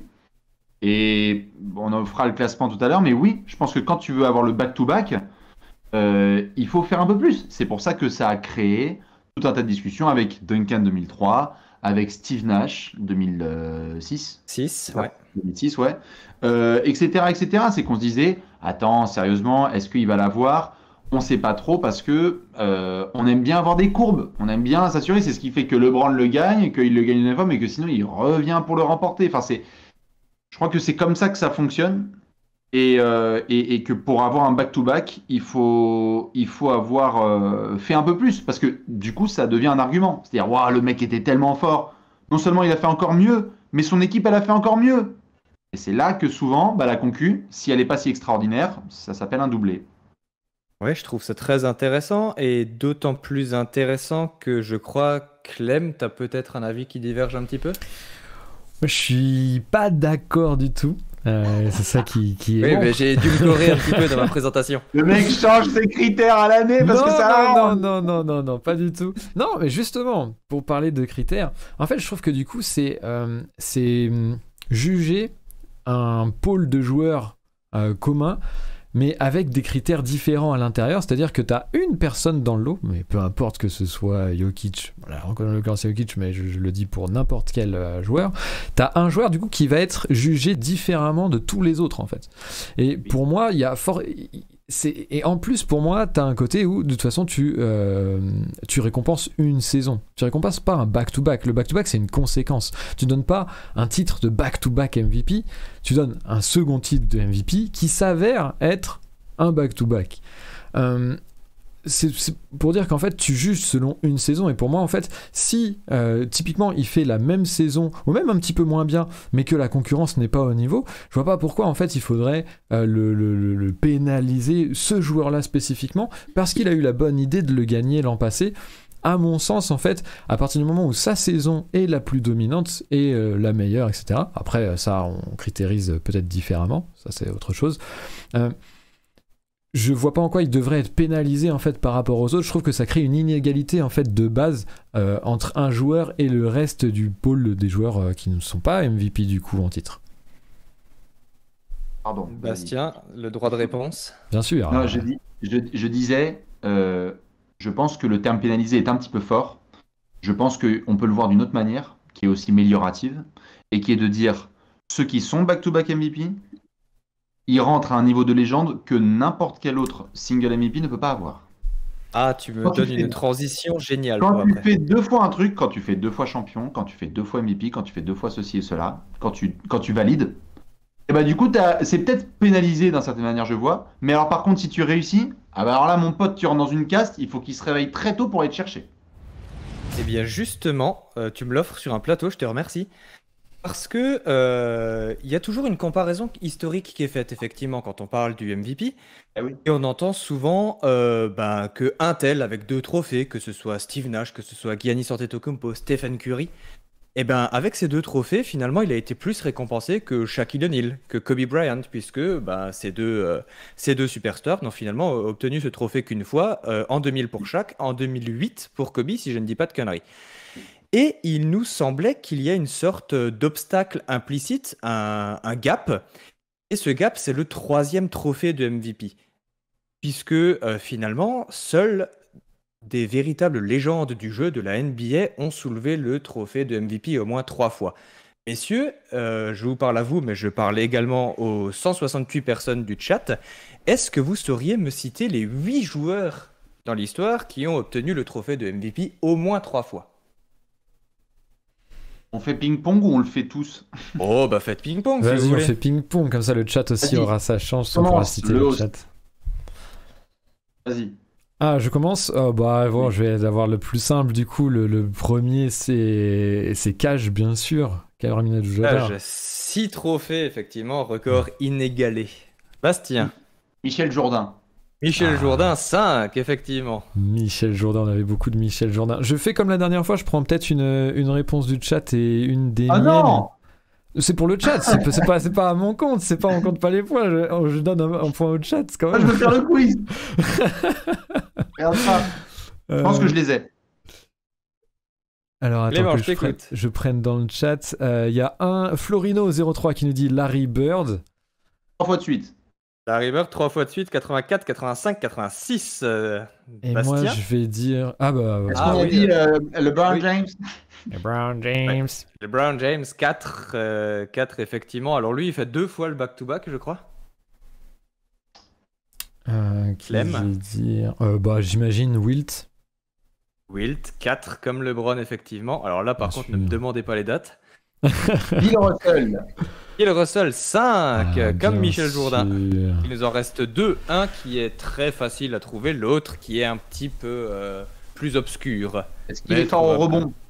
Il est plutôt fort au rebond, le deuxième, oui, effectivement. Il joue à Philadelphie, à Houston aussi? Ok, mais Ouais. je vois, mais vas-y, je me suis fait spoiler Ouais. par le chat, moi bravo, il y en a eu pas mal qui ont Ah bah la non. réponse. Moses Malone. Bien Moses Malone, ouais. sûr. Et donc le dernier, messieurs, Magic Johnson. Magic Johnson, pas mauvais à la passe, lui, je crois. Pas mauvais. Mais effectivement, voilà, il Alors sent que que- 8. Alors que Shaim nous dit Hashim Tabit, bien sûr. Je pense que ce sera le prochain, vraiment. Hashim Tabit, je crois que 3, c'est le nombre de matchs qu'il a joué en Et du coup, oui, on disait, donc il y a 8 joueurs qui ont obtenu le trophée de MVP au moins 3 fois. On voit bien que ce sont 8 légendes. Mais du coup, on peut se dire aussi que si Giannis ou Curry, par exemple, venaient à gagner un nouveau trophée de MVP, leur troisième, eh bien, ils seraient, entre guillemets, mis au même niveau que Larry Bird, Magic Johnson ou Moses Malone. Est-ce que pour toi, Clem, c'est possible de raisonner comme ça par analogie? Alors, je ne suis pas du tout d'accord. Je suis compréhensif, mais je ne suis pas du tout d'accord avec cette vision-là. Parce que pour moi, en fait, encore une fois, c'est qui pète un câble. Non, mais parce que pour moi, en fait, le MVP, c'est un vote contextuel. Réellement, hein, franchement, c'est un vote sur une année, c'est un vote contextuel, il y a une concurrence donnée à un instant donné, c'est pas la même un an plus tard, c'est pas la même 2 ans plus tard, c'est pas la même 3 ans plus tard, a fortiori c'est pas la même 40 ans plus tard, et donc on ne juge pas un niveau absolu, on juge un niveau à un instant T.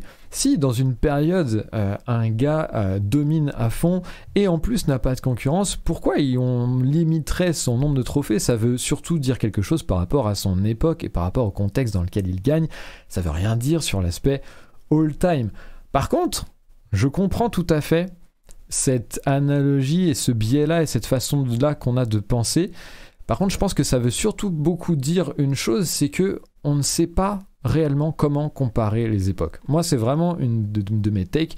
Je trouve que il y a une vraie difficulté à faire des comparaisons et des analogies entre les joueurs de différentes époques.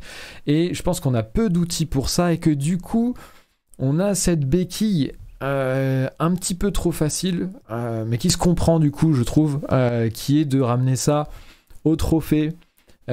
Qui en plus des fois sont collectifs, hein, donc ça remet une couche un peu particulière dans l'équation, mais aussi au trophée individuel.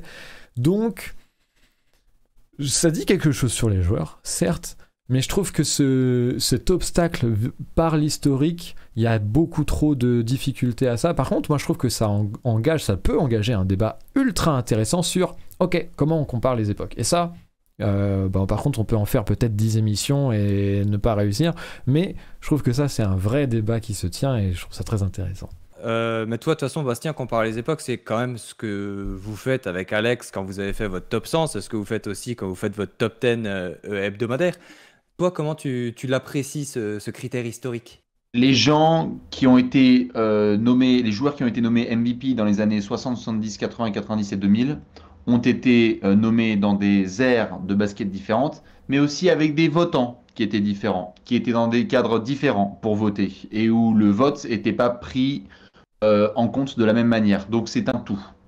Ce qui fait que je ne le discrédite pas, ce qui fait juste que je lui accorde son importance à son moment. C'est-à-dire que je ne vais pas comparer les époques et dire ah mais si c'était aujourd'hui il ferait ceci, c'est juste que dans les années 80 ça votait de telle manière, c'était comme ça que la narration ça se passait, et bah très bien, et bah ils ont voté ainsi, et s'ils ont voté ainsi c'est probablement parce qu'il y avait un truc à l'époque, un contexte, une histoire, une manière de véhiculer les choses au niveau des journalistes, qui fait que ça allait dans ce sens. Donc très bien, prenons-le en considération, c'est comme ça.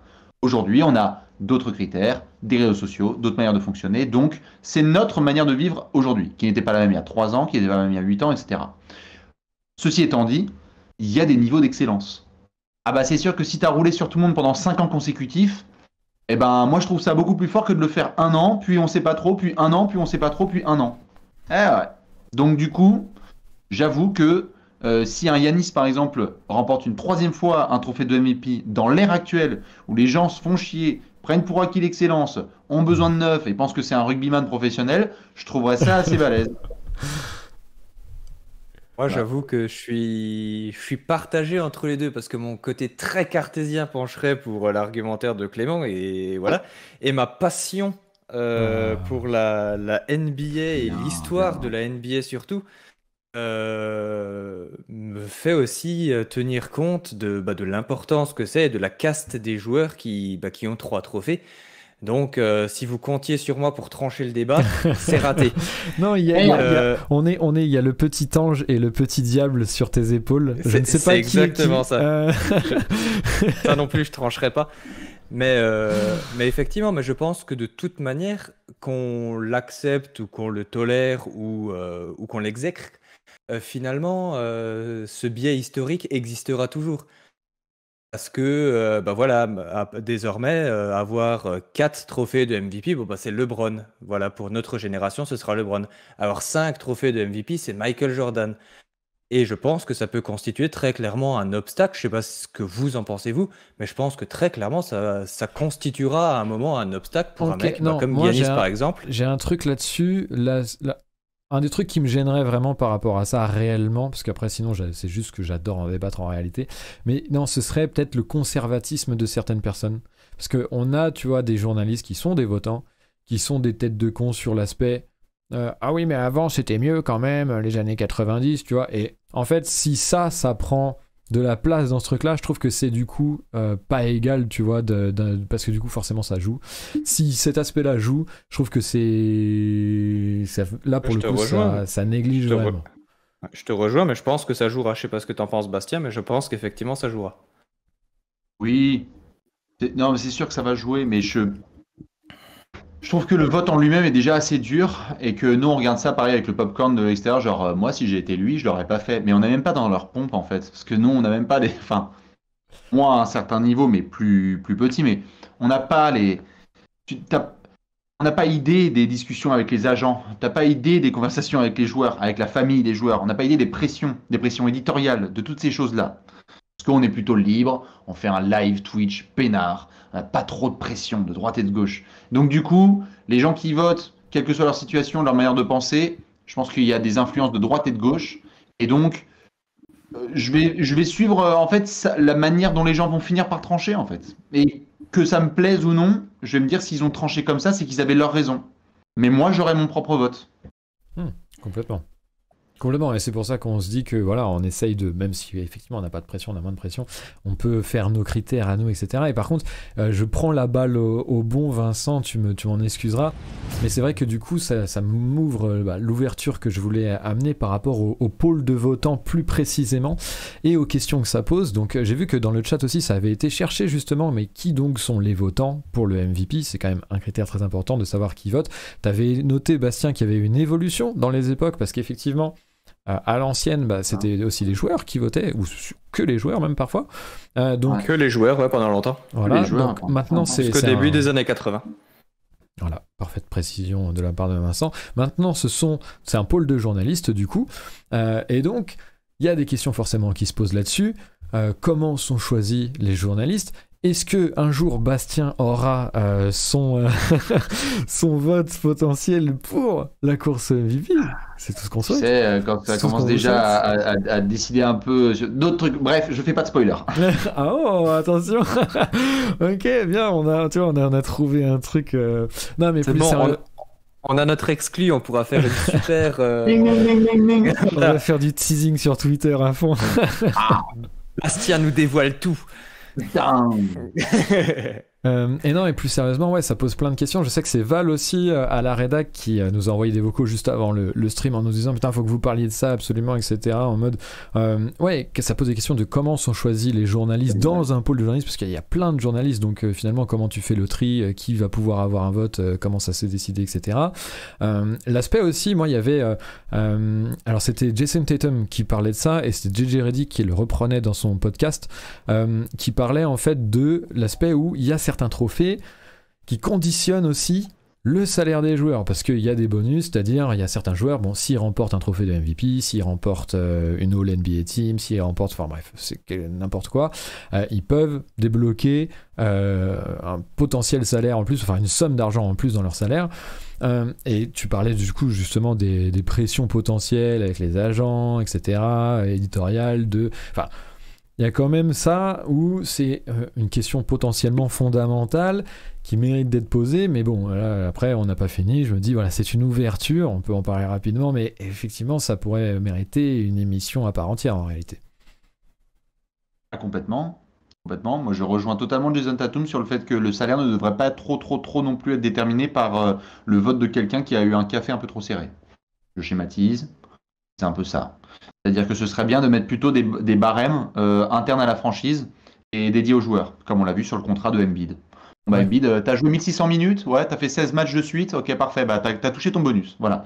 Et après, de savoir si t'es All NBA, MVP, etc., et que ça dépend de tellement de choses, je suis un peu moins d'accord. Donc je rejoins Jason Tatum. Après, bon, ça prend du temps pour modifier les coutumes.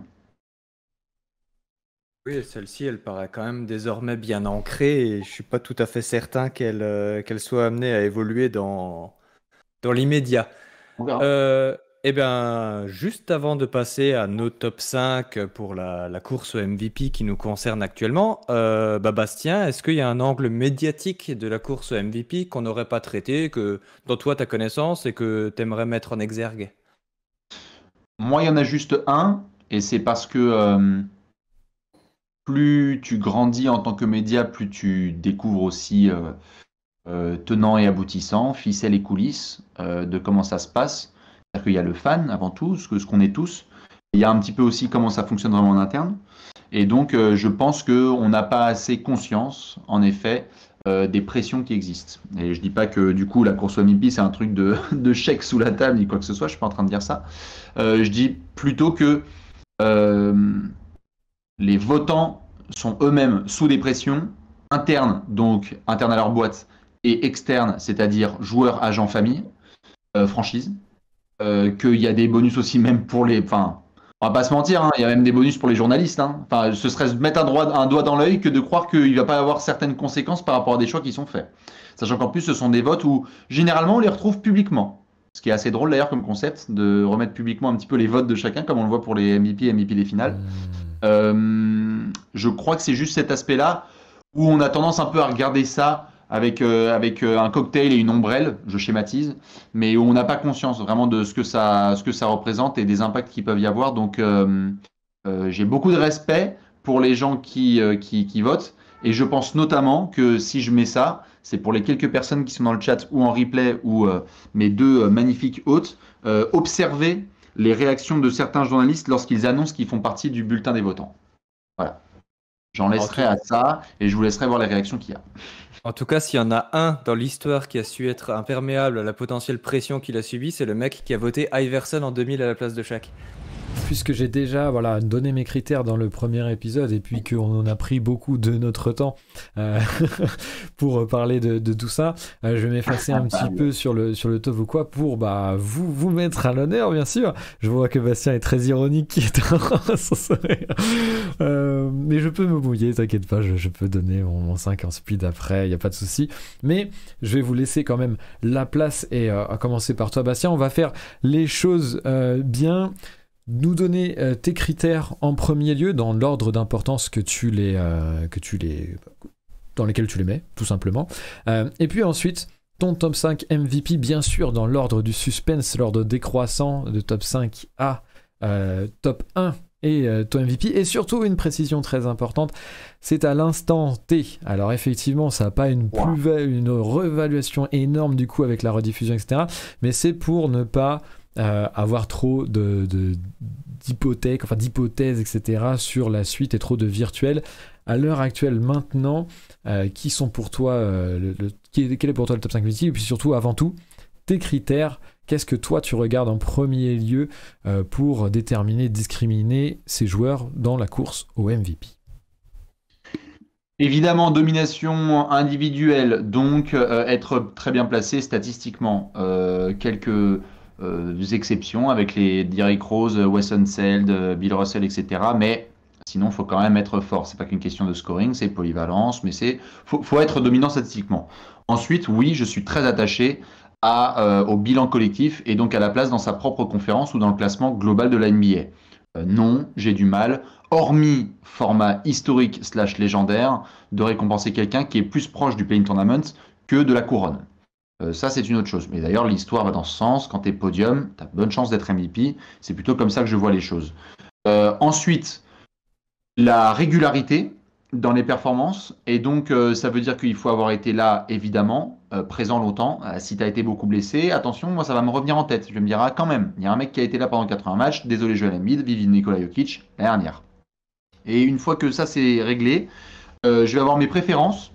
C'est-à-dire, c'est très personnel, mais je suis assez à la fois attaché donc à la régularité. Donc, comme on l'a dit, c'est éviter d'avoir une petite courbe de début de saison et une grosse fin, ou un gros début de saison et une petite courbe pour finir. C'est vraiment quelqu'un qui a été constant, durable. Et oui, je dois avouer qu'il y a des rendez-vous immanquables dans la saison. Ce sont des rendez-vous face à des grosses match-ups, face à des grosses équipes. Ce sont des tests, on les note tous. Il y a un moment où ça ne dépend pas de l'affiche médiatique, ça ne dépend pas uniquement de l'opposant. On n'est pas sur un truc avec des étoiles, genre waouh, le duel des titans, etc. Non, c'est par exemple une équipe où il y a plusieurs blessés, là, pendant une période, et pendant un mois, le mec, il a mis la franchise sur son dos. Et il a continué à performer et son équipe elle a continué à gagner. Alors ça c'est des rendez-vous de grands garçons. Et je dois avouer que ça, je suis assez marqué parce que toutes les saisons apportent leur lot d'incertitudes. Road trip, blessures, absence, décès, santé, famille, naissance, tout ce qu'on veut. À chaque fois, c'est un bordel incroyable. Ceux qui arrivent à tenir le plus longtemps dans ce séisme sont ceux que je vais le plus récompenser. Donc, généralement, j'ai un top 5 qui finit par être un podium. Et assez rapidement, j'ai mon 1. Et sauf cataclysme, mon 1 reste mon 1 pendant assez longtemps. Ok. Si, en fait, j'ai un 1 qui se démarque, et par exemple All-Star Break, et si ce 1-là ne fait pas de conneries et qui continue à vraiment performer et qu'il est bon, je m'en fous. Hein. Il y a des mecs qui peuvent faire des dingueries, etc. Il a été le plus régulier. Ok. Voilà. Bah, du coup, il y a Gonfrix dans le chat qui nous dit Bastien, donne-nous des noms. Donc, tu peux balancer ton top 5 selon ces critères-là, du coup. Et du coup, je te rejoins. Moi, c'est aussi un truc que je fais, c'est que dans le top 5, tu peux y mettre des tiers, du coup. Si justement, bah voilà, t'as un tel et un tel se démarquent ou quoi. Mon premier tiers, c'est 3-4, après 3, enfin, voilà, peu importe. Mais vas-y, je t'en prie, on veut des noms, comme le dit le chat. En numéro 5, j'ai Demar DeRozan, qui a été vraiment performant depuis le début de saison, qui a été très fort. Chicago a un coup de mou, mais je ne vais pas rentrer dans un wagon à considérer que les Bulls sont terminés, que c'est pas bien. Non, les Bulls, il y a 3 semaines, ils étaient numéro 1 de la conférence Est. Et DeRozan était splendide. Il y a eu autour de lui non seulement les performances statistiques, il y a eu la capacité à mettre l'équipe sur ses épaules, beaucoup de blessures. Les premiers cas de Covid viennent de Chicago. Il a été hors norme, il a été clutch, il a été à l'encontre de la storyline, pire signature de la saison, etc. Et il a vraiment été leader. Donc ça veut dire que dans un second kick, Zach LaVine a compris son rôle. Dans la manière dont Chicago n'était pas forcément attendu et lui a dit « Voilà, on va remettre du respect sur les Bulls », c'est lui le patron.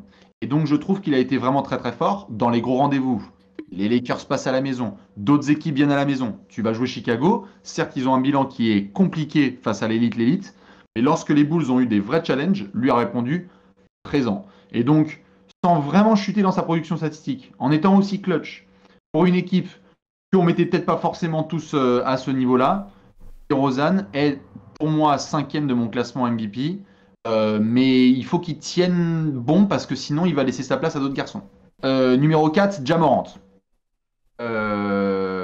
Qui a été vraiment énorme en montée en température, qui lui a vraiment à la fois performé individuellement, collectivement. C'est la star des Grizzlies. Les Grizzlies ont le 2e meilleur bilan de la NBA, ce qui est complètement dingue. D'autres pourraient le mettre plus haut, juste sa production statistique est un peu moins bonne que les autres. Et le phénomène est extraordinaire, il faut confirmer, là, sur la durée. C'est-à-dire que c'est très bien, mais on voit un Derrick Rose tous les je ne sais combien de temps. Est-ce que ça va être le cas là? Est-ce qu'il va aller jusqu'au bout? Moi, je le mets 4e. Je pense qu'il est derrière d'autres garçons qui ont soit eu, pas forcément un meilleur bilan, mais une meilleure progression, enfin une meilleure production, pardon, soit qui se battent déjà depuis longtemps dans cette course et donc, quelque part, méritent d'avoir le trophée maintenant. C'est un peu comme quand on parle du Hall of Fame. J'aime pas trop que quelqu'un débarque et dise j'ai fait une grosse saison et donc du coup je passe mon ticket. Non, il y a des gens qui ont travaillé pendant longtemps pour essayer d'avoir ce trophée, ils l'ont, ils le méritent, ça se récupère. Et donc c'est en ça que je mets Ja Morant 4e. J'espère qu'il pourra confirmer et qu'il l'aura un jour parce qu'il a tout ce qu'il faut pour. En 3e place, j'ai monsieur Giannis Antetokounmpo, qui est 3e de mon classement MVP pour des raisons simples. Les Bucks sont bons, mais sont pas non plus transcendants. Une saison un peu en deçà. Loin des attentes. Le champion en titre qui n'est pas aussi bon qu'on pourrait l'espérer. Parmi les saisons régulières de Mike Budenholzer et de Giannis, c'est une des moins bonnes. Voilà. Giannis, lui, par contre, ne doit pas être pris pour acquis. C'est le plus dominant des deux côtés du terrain dans la NBA aujourd'hui. C'est-à-dire, si tu veux du scoring et de la défense polyvalente et tout ce que tu veux, il est beaucoup trop fort. Je ne peux absolument pas le faire quitter mon podium. Il était entre la 3e et la 2e place. Ne prenons pas Giannis pour acquis, c'est complètement dingue. Même quand ça n'allait pas trop avec certains garçons, il a performé. Mais plus tu montes, plus ça devient compliqué d'être parfait, entre guillemets. Et oui, en effet, on a quand même eu une saison pas très bonne de Chris Middleton. On a eu des absences, des blessures. Tu peux pas compter sur Brook Lopez. Et lui, il continue à performer. Et alors, Giannis, dans les grands rendez-vous, le mec, il a quand même mis des tacles en antenne nationale et face à des gros joueurs dont j'ai même pas envie de reparler parce que sinon, je sens que mon cher fan des Nuggets va se régaler contre un joueur des Lakers. Ouais. Tu as bien raison. Voilà pour mon numéro 3. Je donne mon numéro 2. Allez. Mon numéro 2 du classement MVP est Nikola Jokic. Donc vous aurez compris que c'est Chris Paul en numéro 1. Vous aurez compris que j'aime beaucoup ce tweet. Je mets Nikola Jokic en 2 de cette course. Saison énorme de Nico d'un point de vue individuel, collectif, leadership. Il est rayonnant tous les soirs. On peut dire que c'est le meilleur joueur de la saison, globalement. C'est-à-dire que quand on le voit jouer, le basket semble trop facile. C'est-à-dire qu'il arrive à trouver des solutions et il n'a pas de Jamal Murray, il n'a pas Michael Porter Jr., on ne sait pas trop ce qui se passe. Maintenant, malgré ce niveau-là, et le fait qu'il soit même... On peut affirmer qu'il est meilleur cette saison que l'année dernière, ce qui est déjà extraordinaire. Je ne le mets pas numéro 1 parce que Denver n'est pas... top 3 de sa conférence, mais pas du tout. Enfin, je veux dire, à l'heure actuelle, si je dis pas de bêtises, ils sont 6e. Et la seule fois où j'ai pu envisager, à titre personnel, avec mes critères, de donner un tel bulletin à quelqu'un, c'est lorsqu'il a réalisé quelque chose qu'on n'avait pas eu depuis 60 ans. Attention, je ne dis pas que Nikola Jokic fait des trucs qu'on voit depuis 60 ans, je dis juste que avec Westbrook, c'était un triple-double de moyenne en 30-10-10. Très bien. Nikola Jokic est hors norme. Je ne trouve pas que le gap entre lui à titre individuel, la saison dernière de MVP et cette saison soit énorme. Et je ne trouve pas que Denver, CQFD, n'est pas meilleur que la saison dernière. Eh bien, sauf cataclysme, je voterai pour Nikola Jokic. Je voterai pour Joel Embiid. C'est mon MVP de la saison. Joel est lui aussi évidemment hors norme des deux côtés du terrain. Il est complètement dingue en attaque et en défense. Il a démarré la saison avec un joueur qui était en moins et Philadelphie a quand même performé. Il a progressé à titre individuel dans des aspects hyper importants du jeu. On arrête le trash talking. On arrête le blabla et les célébrations. Joel est concentré depuis day one. Et il roule sur tout le monde. C'est-à-dire que dès qu'il faut scorer dès le premier quart-temps et être concentré, il l'est. Il y a beaucoup plus de sérieux. Il y a beaucoup plus de mise en avant de ses coéquipiers. Le jeu à la passe. Ça y est, il est en train de passer ce cap de MVP, selon moi, qui fait partie des grands joueurs de l'histoire, qui comprennent que pour être vraiment dominant, c'est pas qu'individuel, c'est rendre les autres meilleurs. Donc c'est aussi ce qui se passe avec Tyrese Maxey, avec d'autres garçons. Tu enlèves Ben Simmons, James Harden arrive, il continue à être dominant. Et ça domine et ça domine. Il n'y a pas un type capable d'arrêter ce problème depuis le début de la saison. Philly, à l'heure actuelle, ils n'ont pas non plus un bilan énorme par rapport à celui des Nuggets. Hein. Ils n'ont que 2 défaites de moins, si je ne dis pas bêtise. C'est exactement la question que j'allais te poser. Magnifique, mais il est podium de sa conférence, et donc il est top 3 de la conférence Est, en ayant donc absolument tous les critères, selon moi, qui sont cochés. Si vous voulez dire qu'il a trop de lancers, il vous met votre sauce sans les lancers francs. Si vous voulez des confrontations face à des gros joueurs, il a fait des trucs de malade face à des grands joueurs en face de lui. Les Sixers performent. Il est juste trop fort. Et quelque part, cerise sur le gâteau, si ça se trouve, ça va être le meilleur score de la saison régulière. Genre stop, en fait. Ça me semble, vas-y, ça me semble très très honnête et très clair. Après, il y a beaucoup de désaccords potentiels, notamment dans le chat, et pas que moi, comme quoi. Mais je t'en prie, Vincent, t'allais poser une question et que je rejoins du coup. Donc, non, j'allais dire, bon, on verra que je partage pas tout à fait le même classement, même s'il n'y a pas des différences substantielles non plus. Mais j'entends tout à fait l'argument Embiid mais qui est juste trop fort. Qui est juste trop fort depuis le début de la saison et qui, en fait, je me demande ce qu'il pourrait faire de plus, finalement, pour être considéré comme le numéro 1 dans la course, parce que finalement, je vois pas. Moi, c'est un truc sur lequel, si je peux rebondir, sur lequel on a parlé un peu de ça avec Alex dans le premier épisode, où, en fait, il y a aussi un truc un peu niqué, dans le sens où... En fait, c'est des fois, tu as tout, tu coches tout, t'es dominant partout, etc. T'as pas forcément d'arguments contre toi. Et pour autant, il y a quelqu'un de meilleur que toi. Et en fait, moi, c'est dans ce cadre-là surtout que je mets Jokic devant Embiid, personnellement. C'est pas pour enlever quoi que ce soit à Embiid, et je l'ai déjà dit dans l'épisode présent et je le redis là. Moi, Embiid demain et lui MVP, je suis assez content en fait, parce que c'est vraiment. Je rejoins totalement tout ce que dit Bastien sur Embiid pour cette saison. Vraiment, j'ai aucun souci avec Embiid. Et même l'argument, moi, des lancers, j'ai tendance à le tempérer. Ce qui m'énerve par rapport au lancer, c'est pas qu'il obtienne des lancers, parce que souvent, en fait, il provoque la faute. Le problème, moi, ce qui m'énerve, c'est quand il floppe alors que, putain, il fait 300 kilos, etc., et qu'il se prend une pitch net et qu'il gueule et qu'il se met par terre. Bon, ça, c'est un autre débat. Mais ça, à la limite, je le mets même pas dans la considération, tu vois, sinon ce serait de la mauvaise foi. Parce que pour moi, il y en a plein, un paquet qui floppe, ça fait malheureusement partie du jeu. C'est comme ça, et à la limite, c'est plus un biais, genre en mode, bon, j'aime pas ce style-là de jeu ou de façon d'être, mais ça me regarde, quoi, ça va pas rentrer dans les critères. Donc je fais même abstraction de ça.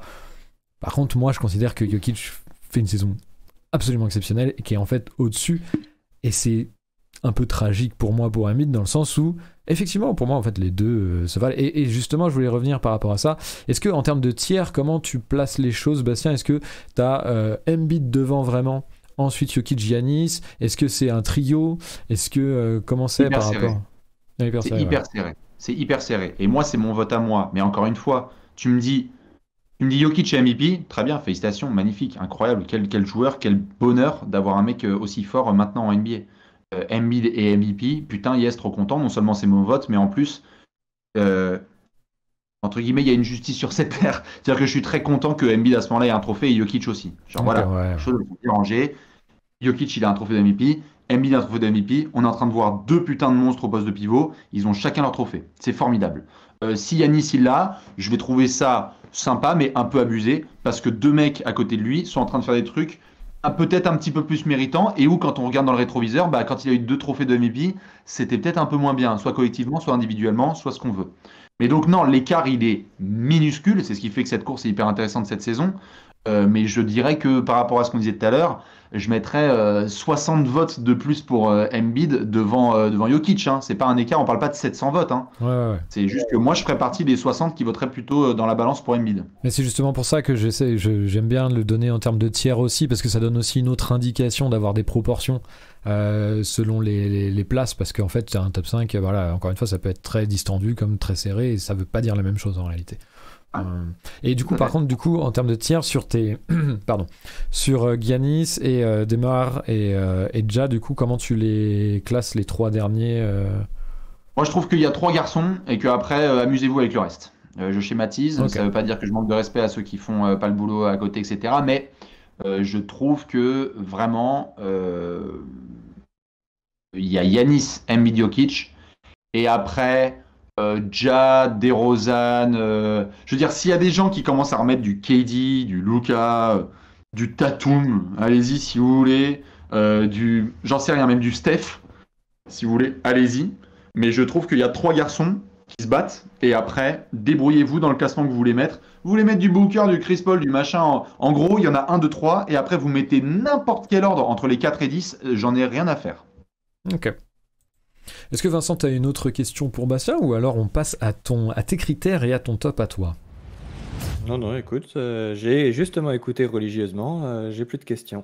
Ah bah parfait, bah, je t'en prie, même exercice, donne-nous tes critères en premier lieu, et ensuite ton top 5 à l'instant T, on le rappelle, en partant du 5e vers le premier. Yes, alors moi, le critère que je tiens, qui est premier pour moi, résulte un petit peu de l'application littérale du mot valuable. Vous en aviez parlé lors du premier live avec Alex. C'est-à-dire que pour moi, le MVP, c'est pas le meilleur joueur de la saison, c'est le joueur le plus précieux pour son équipe. Alors, une fois que j'ai dit ça, j'ai tout dit et j'ai rien dit parce que c'est vachement difficile à mettre en œuvre de déterminer quel est le joueur qui a la plus grosse influence sur son équipe. Et ça dépend finalement de plusieurs éléments qui peuvent être extérieurs au joueur et qui surtout sont subjectifs bien souvent. Mais en gros, pour schématiser, j'essaye de me demander quel est le joueur le plus précieux pour son équipe. Et si je peux illustrer ça, je peux prendre l'exemple de Stephen Curry l'année dernière, que j'aurais certainement moi mis en seconde position de mon podium derrière Jokic, quand bien même les Warriors étaient à la 7e place de la conférence Ouest, parce que sans lui, Golden State aurait certainement joué à nouveau la loterie et c'est tout. Donc voilà, c'est mon critère prépondérant. Ensuite, comme second critère, comme ce que toi, Clem, tu as dit et comme ce que Bastien a mis en avant, bah, je regarde la régularité du joueur sous les deux facettes, c'est-à-dire bah, le nombre de matchs joués, évidemment, mais aussi bah, est-ce que le joueur a connu un trou d'air au début de la saison, en fin de saison, enfin, on en a déjà discuté.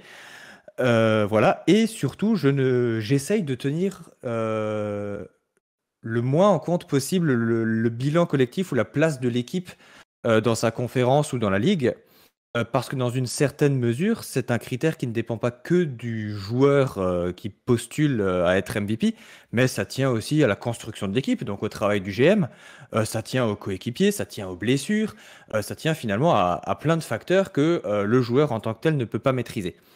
Après, ça veut pas dire pour autant que je pourrais prendre cette année Shai Gilgeous-Alexander pour dire je le mets top 5 de ma course au MVP. Parce que quand je regarde l'influence d'un joueur sur une équipe, ben, il y a évidemment la faculté de ce joueur à faire gagner. Donc, par exemple, spoiler, je ne mets pas LeBron James cette année dans mon top 5 parce qu'il fait des statistiques hallucinantes, d'autant plus pour quelqu'un qui devrait être à la retraite depuis bien longtemps. Mais finalement, sans lui manquer de respect, il stat un petit peu dans le vide. Malheureusement, depuis le mois de février, les Lakers, ils ont gagné 5 matchs. C'est insuffisant. Et je trouve que bah, du coup, son influence sur le jeu des Lakers n'est pas suffisante. Voilà, j'espère que j'ai réussi à être clair. Oui, ça l'était pour Oui. moi en tout cas. Bastien, je ne sais pas si tu as des questions. Si, j'ai hâte d'avoir la suite. Ah, et donc, La le top suite. 5. Vas-y, je t'en prie, Vincent. En 5e position, j'ai Stephen Curry. Alors évidemment, il a baissé dans le classement, dans mon classement personnel, bah, en raison de ses difficultés, encore une fois toutes relatives actuelles, mais on voit bien que dans le jeu des Warriors, bah, il y avait aussi l'impact de Draymond Green, notamment défensivement. Avant que Draymond se blesse, les Warriors étaient en tête de la ligue, enfin avec les Suns. Désormais, ils sont un peu décrochés, mais ça reste le troisième bilan de la ligue. Et si ça reste le troisième bilan de la ligue, c'est aussi parce que Curry est toujours en 25, 5, 6 en gros. Alors oui, il tire un petit peu moins bien au global, même à 3 points d'ailleurs, parce qu'il a les chiffres catastrophiques de 38% de moyenne. Mais voilà, il n'en demeure pas moins que, selon moi, c'est le rouage essentiel à l'excellente saison de Golden State qui, de manière tout à fait personnelle, je ne le voyais pas aussi fort cette année.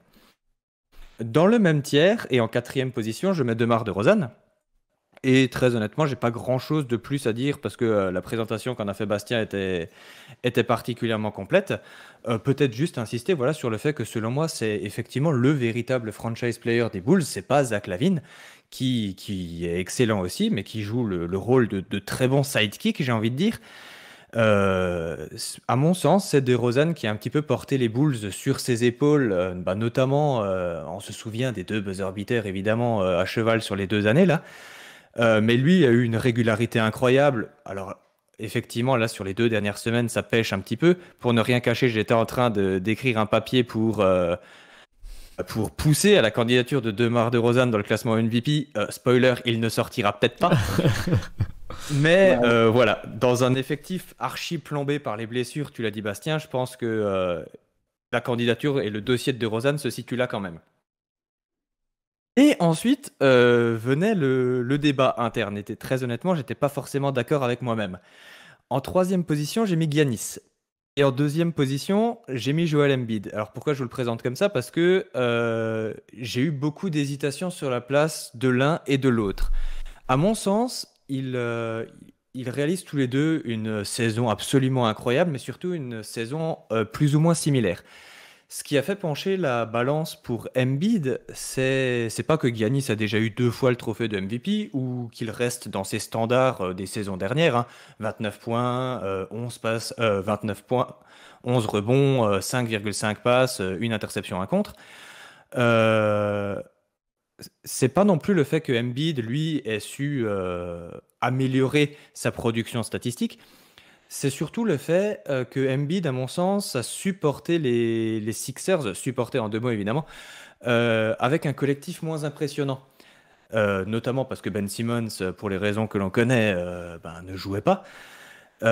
Et du coup, je pense, mais alors je suis absolument ouvert au débat, je pense que l'influence qu'a eu Joel Embiid sur l'équipe de Philadelphie a été légèrement supérieure à celle qu'a eu Giannis Antetokounmpo sur les résultats et le jeu de Milwaukee. Et j'ai bien conscience que c'est presque blasphématoire de le dire, mais voilà, c'est comme ça que j'ai raisonné. Et en 1, tout en haut, j'ai Nikola Jokic, parce que, à mon sens, pour le coup, son influence est inégalable. Bastien a très justement fait remarquer que les Nuggets n'étaient pas loin du tout du play-in tournament. Les Nuggets sont aussi seulement à une victoire et demie de l'avantage du terrain. Et je trouve ça vraiment trop fort de faire ça alors qu'il n'a pas ni sa deuxième option ni sa troisième option sur le papier, même si Michael Porter Jr. avait commencé sa saison de manière un petit peu compliquée, notamment au tir. Mais voilà, pour moi, l'influence qu'a Jokic sur le jeu des Nuggets est inégalable. Il a un on-off de presque 16.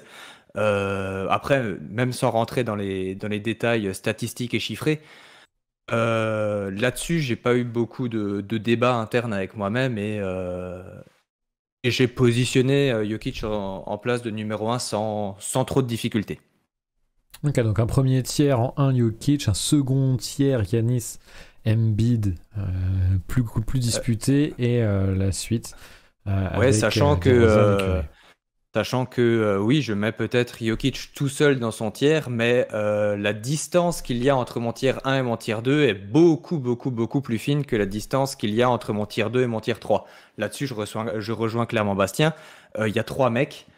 Alors, dans ma tête, il y en a peut-être un encore un petit peu plus au-dessus que les autres, mais il y a 3 mecs. Et en dessous, vous pouvez mettre qui bon vous semble, mais ils sont en dessous.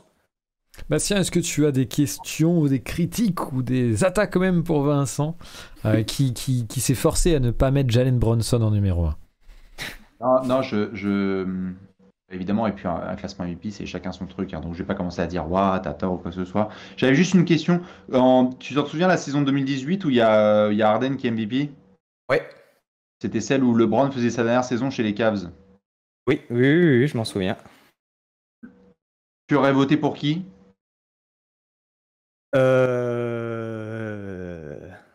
C'est une bien bonne question parce que si je me souviens bien, les Rockets sortaient quand même une saison plus ou moins historique. C'est la saison où ils ont 65 victoires, non?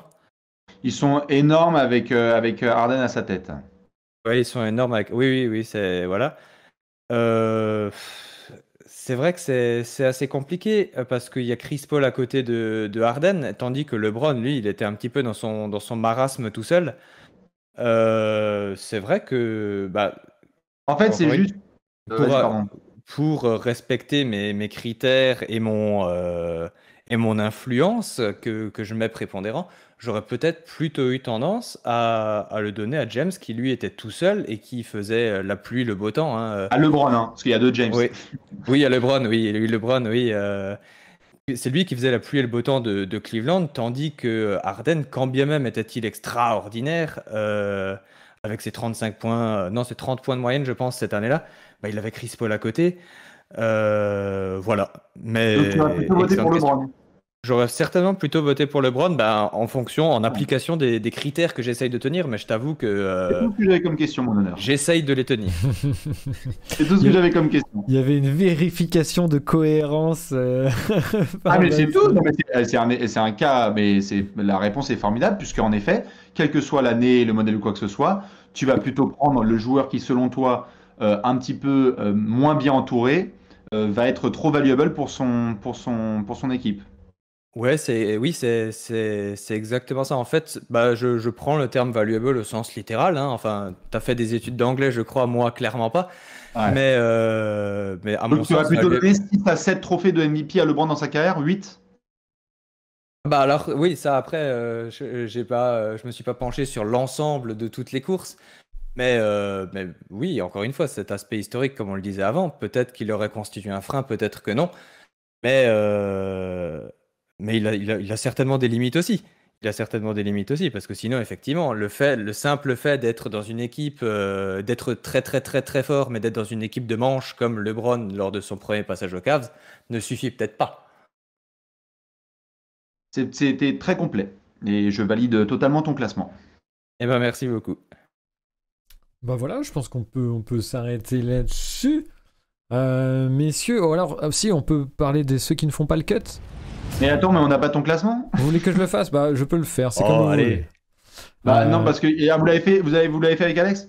Oui, on a fait avec Alex, donc j'ai déjà donné, etc. Mais après, c'est une question de temps. En vrai, si t'as du temps, en vrai, on peut, moi, je peux y aller. Il n'y a pas de souci. Je peux le faire en speed si vous voulez. Notamment que ça répondrait à quelques petites choses dans le chat. Moi, en fait, bah, en plus, je suis un peu emmerdé parce qu'en vrai, j'ai tout comme toi, Bastien, sauf bien sûr ma première et de seconde position. J'ai DeMar DeRozan en 5, Ja Morant en 4. Giannis en 3 et Embiid, Jokic. Moi, mes critères sont, alors que ma cam s'est éteinte, bien évidemment, puisque je n'ai plus de batterie. Mes critères, donc je vais devoir gérer On a encore ça le son. en même temps. Oui, heureusement. Non, ouais, surtout par rapport au chat, il y avait beaucoup de monde qui critiquait l'aspect bilan que tu notais bien, Bastien, pour faire le cut entre Jokic et Embiid. Moi, c'est vrai que, et on a eu la discussion avec Alex dans le premier épisode, et je vais vous le renvoyer dans le chat tout de suite. Tac, voilà. Pour ceux qui arriveraient en cours de route. On a beaucoup pondéré le critère du bilan collectif, tout simplement parce qu'il y a plein de critères, à mon sens, qui font que c'est pas forcément une mesure assez intéressante pour moi pour montrer l'impact d'un joueur sur les résultats de son équipe. Alors, il y a le +1, le on-off, qui est une stat avec pas mal de bruit, certes, donc il faut la prendre que en contexte avec d'autres, mais pour avoir regardé pas tous les matchs des Nuggets, mais beaucoup de matchs des Nuggets, surtout le début de saison, c'est tout simple en fait, c'est qu'on gagnait les matchs avec Jokic sur le terrain, mais le banc était désastreux, et quand je dis désastreux, c'était exceptionnel. On avait des leads de 15 points, 20 points, etc., qui en 6 minutes disparaissaient, foutaient le camp, on revenait à -8. Jokic, il avait une charge de boulot qui était assez monstrueuse, et puis à côté de ça, il y a d'autres choses qui rentrent en ligne de compte. C'est que pour moi, il a passé un step en plus. Alors c'est pas un critère pour moi, mais c'est juste pour dire que il fait une saison, enfin il est encore meilleur joueur en fait, tout simplement parce que défensivement, en fait, moi c'est le seule chose que j'aurais pu lui reprocher avant. Finalement, il devient meilleur défensivement, et pas qu'un peu, vraiment. Il s'est amélioré complètement à ce niveau-là. Et donc, je m'en mêle un petit peu les pinceaux parce que j'essaye en même temps de remettre ma caméra, excusez-moi.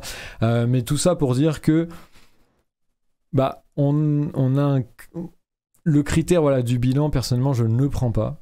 Je prends un critère plus d'impact. Et pour revenir sur mes critères à moi, j'ai plus que la ligne de stats qui est, je trouve, un petit peu limitative pour les profils comme Ja Morant, pour les profils comme DeMar DeRozan face à des monstres comme Giannis, comme Embiid, etc. Je préfère une notion d'impact aussi. C'est pour ça que j'aimais beaucoup l'aspect...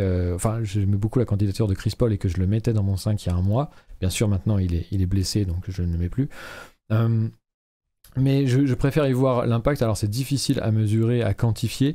Le rôle dans l'équipe, bien sûr, l'élévation du plafond de l'équipe et de son plancher, les deux, ça dépend. Ça, j'ai aussi un biais, on en a discuté encore une fois dans le précédent épisode. Ensuite, j'ai la régularité et la constance qui est vraiment pour moi déterminant. Ça veut dire que un joueur qui réussit à performer de la même manière tout au long de la saison, sans avoir peut-être de mois en moins ou de petites pertes au niveau de l'efficience, etc., va forcément être un petit peu plus pénalisé. Ça va très vite faire le cut. Souvent, c'est vraiment ça qui fait le cut, parce qu'il n'y en a pas beaucoup qui réussissent à faire une saison pleine. Et voilà, et j'avais un dernier critère, mais je m'en souviens plus pour être très honnête, donc il faudra aller revoir la rediffusion si ça vous intéresse. Est-ce que rapidement on peut voir peut-être qui ne fait pas le cut? Vincent, tu parlais un petit peu de LeBron, on pense à KD qui revient. Est-ce que l'aspect blessure joue? Qui d'autre vous voyez qui ne fait pas le cut et dont on pourrait un petit peu parler? C'est clairement KD, hein. Ouais, bah ça. Oui, KD, ouais. KD, il aurait joué plus longtemps.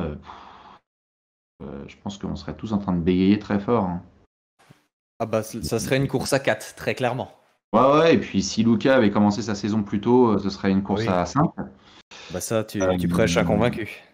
Totalement. Et puis, non. Et puis après, c'est voilà, il y en a peut-être qui vont être choqués que je mets pas Steph dans mon top 5, mais comme quoi je suis pas le seul. Donc, fallait être plus régulier aussi au shoot. Quelque part, on en revient à la question de valuable, à savoir qui est le plus valuable entre Draymond Green et Stephen Curry. Ce sera dans une autre émission. Euh, Jason Tatum, aussi du côté de Boston, est en train de faire des dingueries, donc forcément, on a envie de le mentionner un peu plus. Mais non, sinon, il y en a pas. Il y en a pas d'autres que je mentionne. Ouais. Bah, moi, il y a juste Ja Morant parce qu'il est chez vous en quatrième position les deux fois, je crois. Oui. Moi, il est plus ou moins à la porte. En fait, moi, il y a juste une chose qui me dérange dans le dossier de Ja Morant, c'est qu'il a un net rating négatif. Alors, pas de beaucoup, hein, moins 1,2, je crois, quand j'ai fait mes devoirs ce matin, j'ai vérifié. Mais ça me dérange un petit peu, vu que je prends l'influence en compte, ça me dérange un petit peu de placer au même niveau que les autres un mec qui, statistiquement, est négatif pour son équipe. Je sais pas si Moi, vous raisonnez assez comme ça. j'étais d'accord sur le début de saison, et c'est pour ça que je le mets pas dans la première émission, mais que je le mets maintenant, parce que déjà mon critère de régularité quand même prend le pas, fait la balance, et puis surtout parce que effectivement les Grizzlies sont très bons, mais je trouve que le on-off est une stat qui a pas mal de bruit, donc je veux pas me reposer que là-dessus. Et je trouve que mine de rien, en fait, c'est compliqué de du coup déterminer correctement la valeur de Ja dans ce collectif-là et ce qu'elle apporte en plus aux Grizzlies. Et je trouve que c'est un poil sous-estimé à ce moment-là de la saison. Moi, je trouve qu'au début la question se posait sur le début de saison parce que l'échantillon était plus faible. Maintenant, je trouve que malgré tout, Ja élève quand même pas mal le plafond de ces Grizzlies. C'est-à-dire que ça pourrait être une équipe solide, mais je trouve qu'ils sont quand même au-dessus de juste équipe solide. C'est que vraiment ils jouent les premiers rôles à l'ouest, pardon. Et ils emmerdent vraiment tout le monde en termes de match-up, etc. Et c'est notamment dû aussi à l'impact de Morant dans son jeu, des décalages qu'il crée qui sont indéfendables, qui sont excessivement difficiles à matcher, à gérer. Et donc du coup je trouve que quand même là on est à un moment de la saison où le petit échantillon de début de saison qui vraiment faisait poser la question doit être nuancé à mon sens. Voilà. J'avais juste une question. Oui. Le net rating, donc qui est plutôt une statistique qu'on peut collectiviser mais qui est plutôt individuelle, Oui. Ouais. est une stat qui prend en compte notamment l'impact d'un joueur sur un terrain. Ouais. Oui. Faut contextualiser, hein, c'est pas... Oui, Tout à oui, fait. bien sûr. Ouais. Les terrains sur lesquels il y a des coéquipiers. Ah oui, non, mais bien sûr, c'est pas mon argument, c'est pas mon Non, mais argument en fait, là-dessus. non, mais c'est parce qu'en fait, ce qui m'étonne, c'est que quand on se penche sur les stats avancées, notamment, on le fait un peu à sa manière parce que, encore une fois, je le disais tout à l'heure, hein, c'est ce qui nous arrange, etc. Mais j'ai tendance à penser que, notamment le net rating, c'est pas quelque chose qui est fait intrinsèquement individuellement. Certes, c'est contextualisé, mais il faut des coéquipiers autour, il faut les bonnes match-ups défensives, donc il faut les bons adversaires. Donc on rentre dans une connotation collective. Et donc j'ai un peu de mal, à titre personnel, quand on me parle de stats avancées individuelles et qu'on me dit après, et je dis pas que c'est le cas ici, hein, mais qu'on me dit après que je ne prends pas le bilan collectif en compte. Oui, Parce non, qu'en mais je fait, comprends. le net rating est une notion qui est notamment calculée dans un contexte collectif.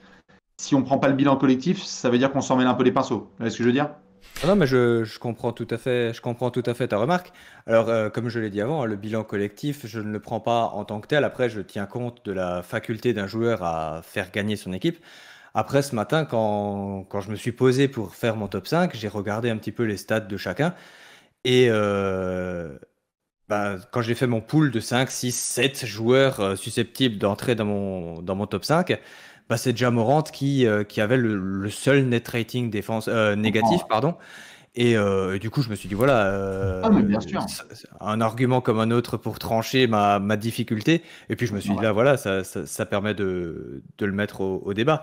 Et j'ai juste vu, alors, je ne sais plus qui dans le chat qui me demandait pourquoi DeMar DeRozan devant Doncic.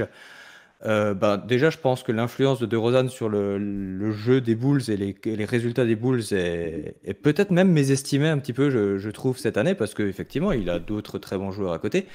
Mais surtout, moi, ce qui me dérange, c'est que j'avais écrit d'ailleurs un article dessus.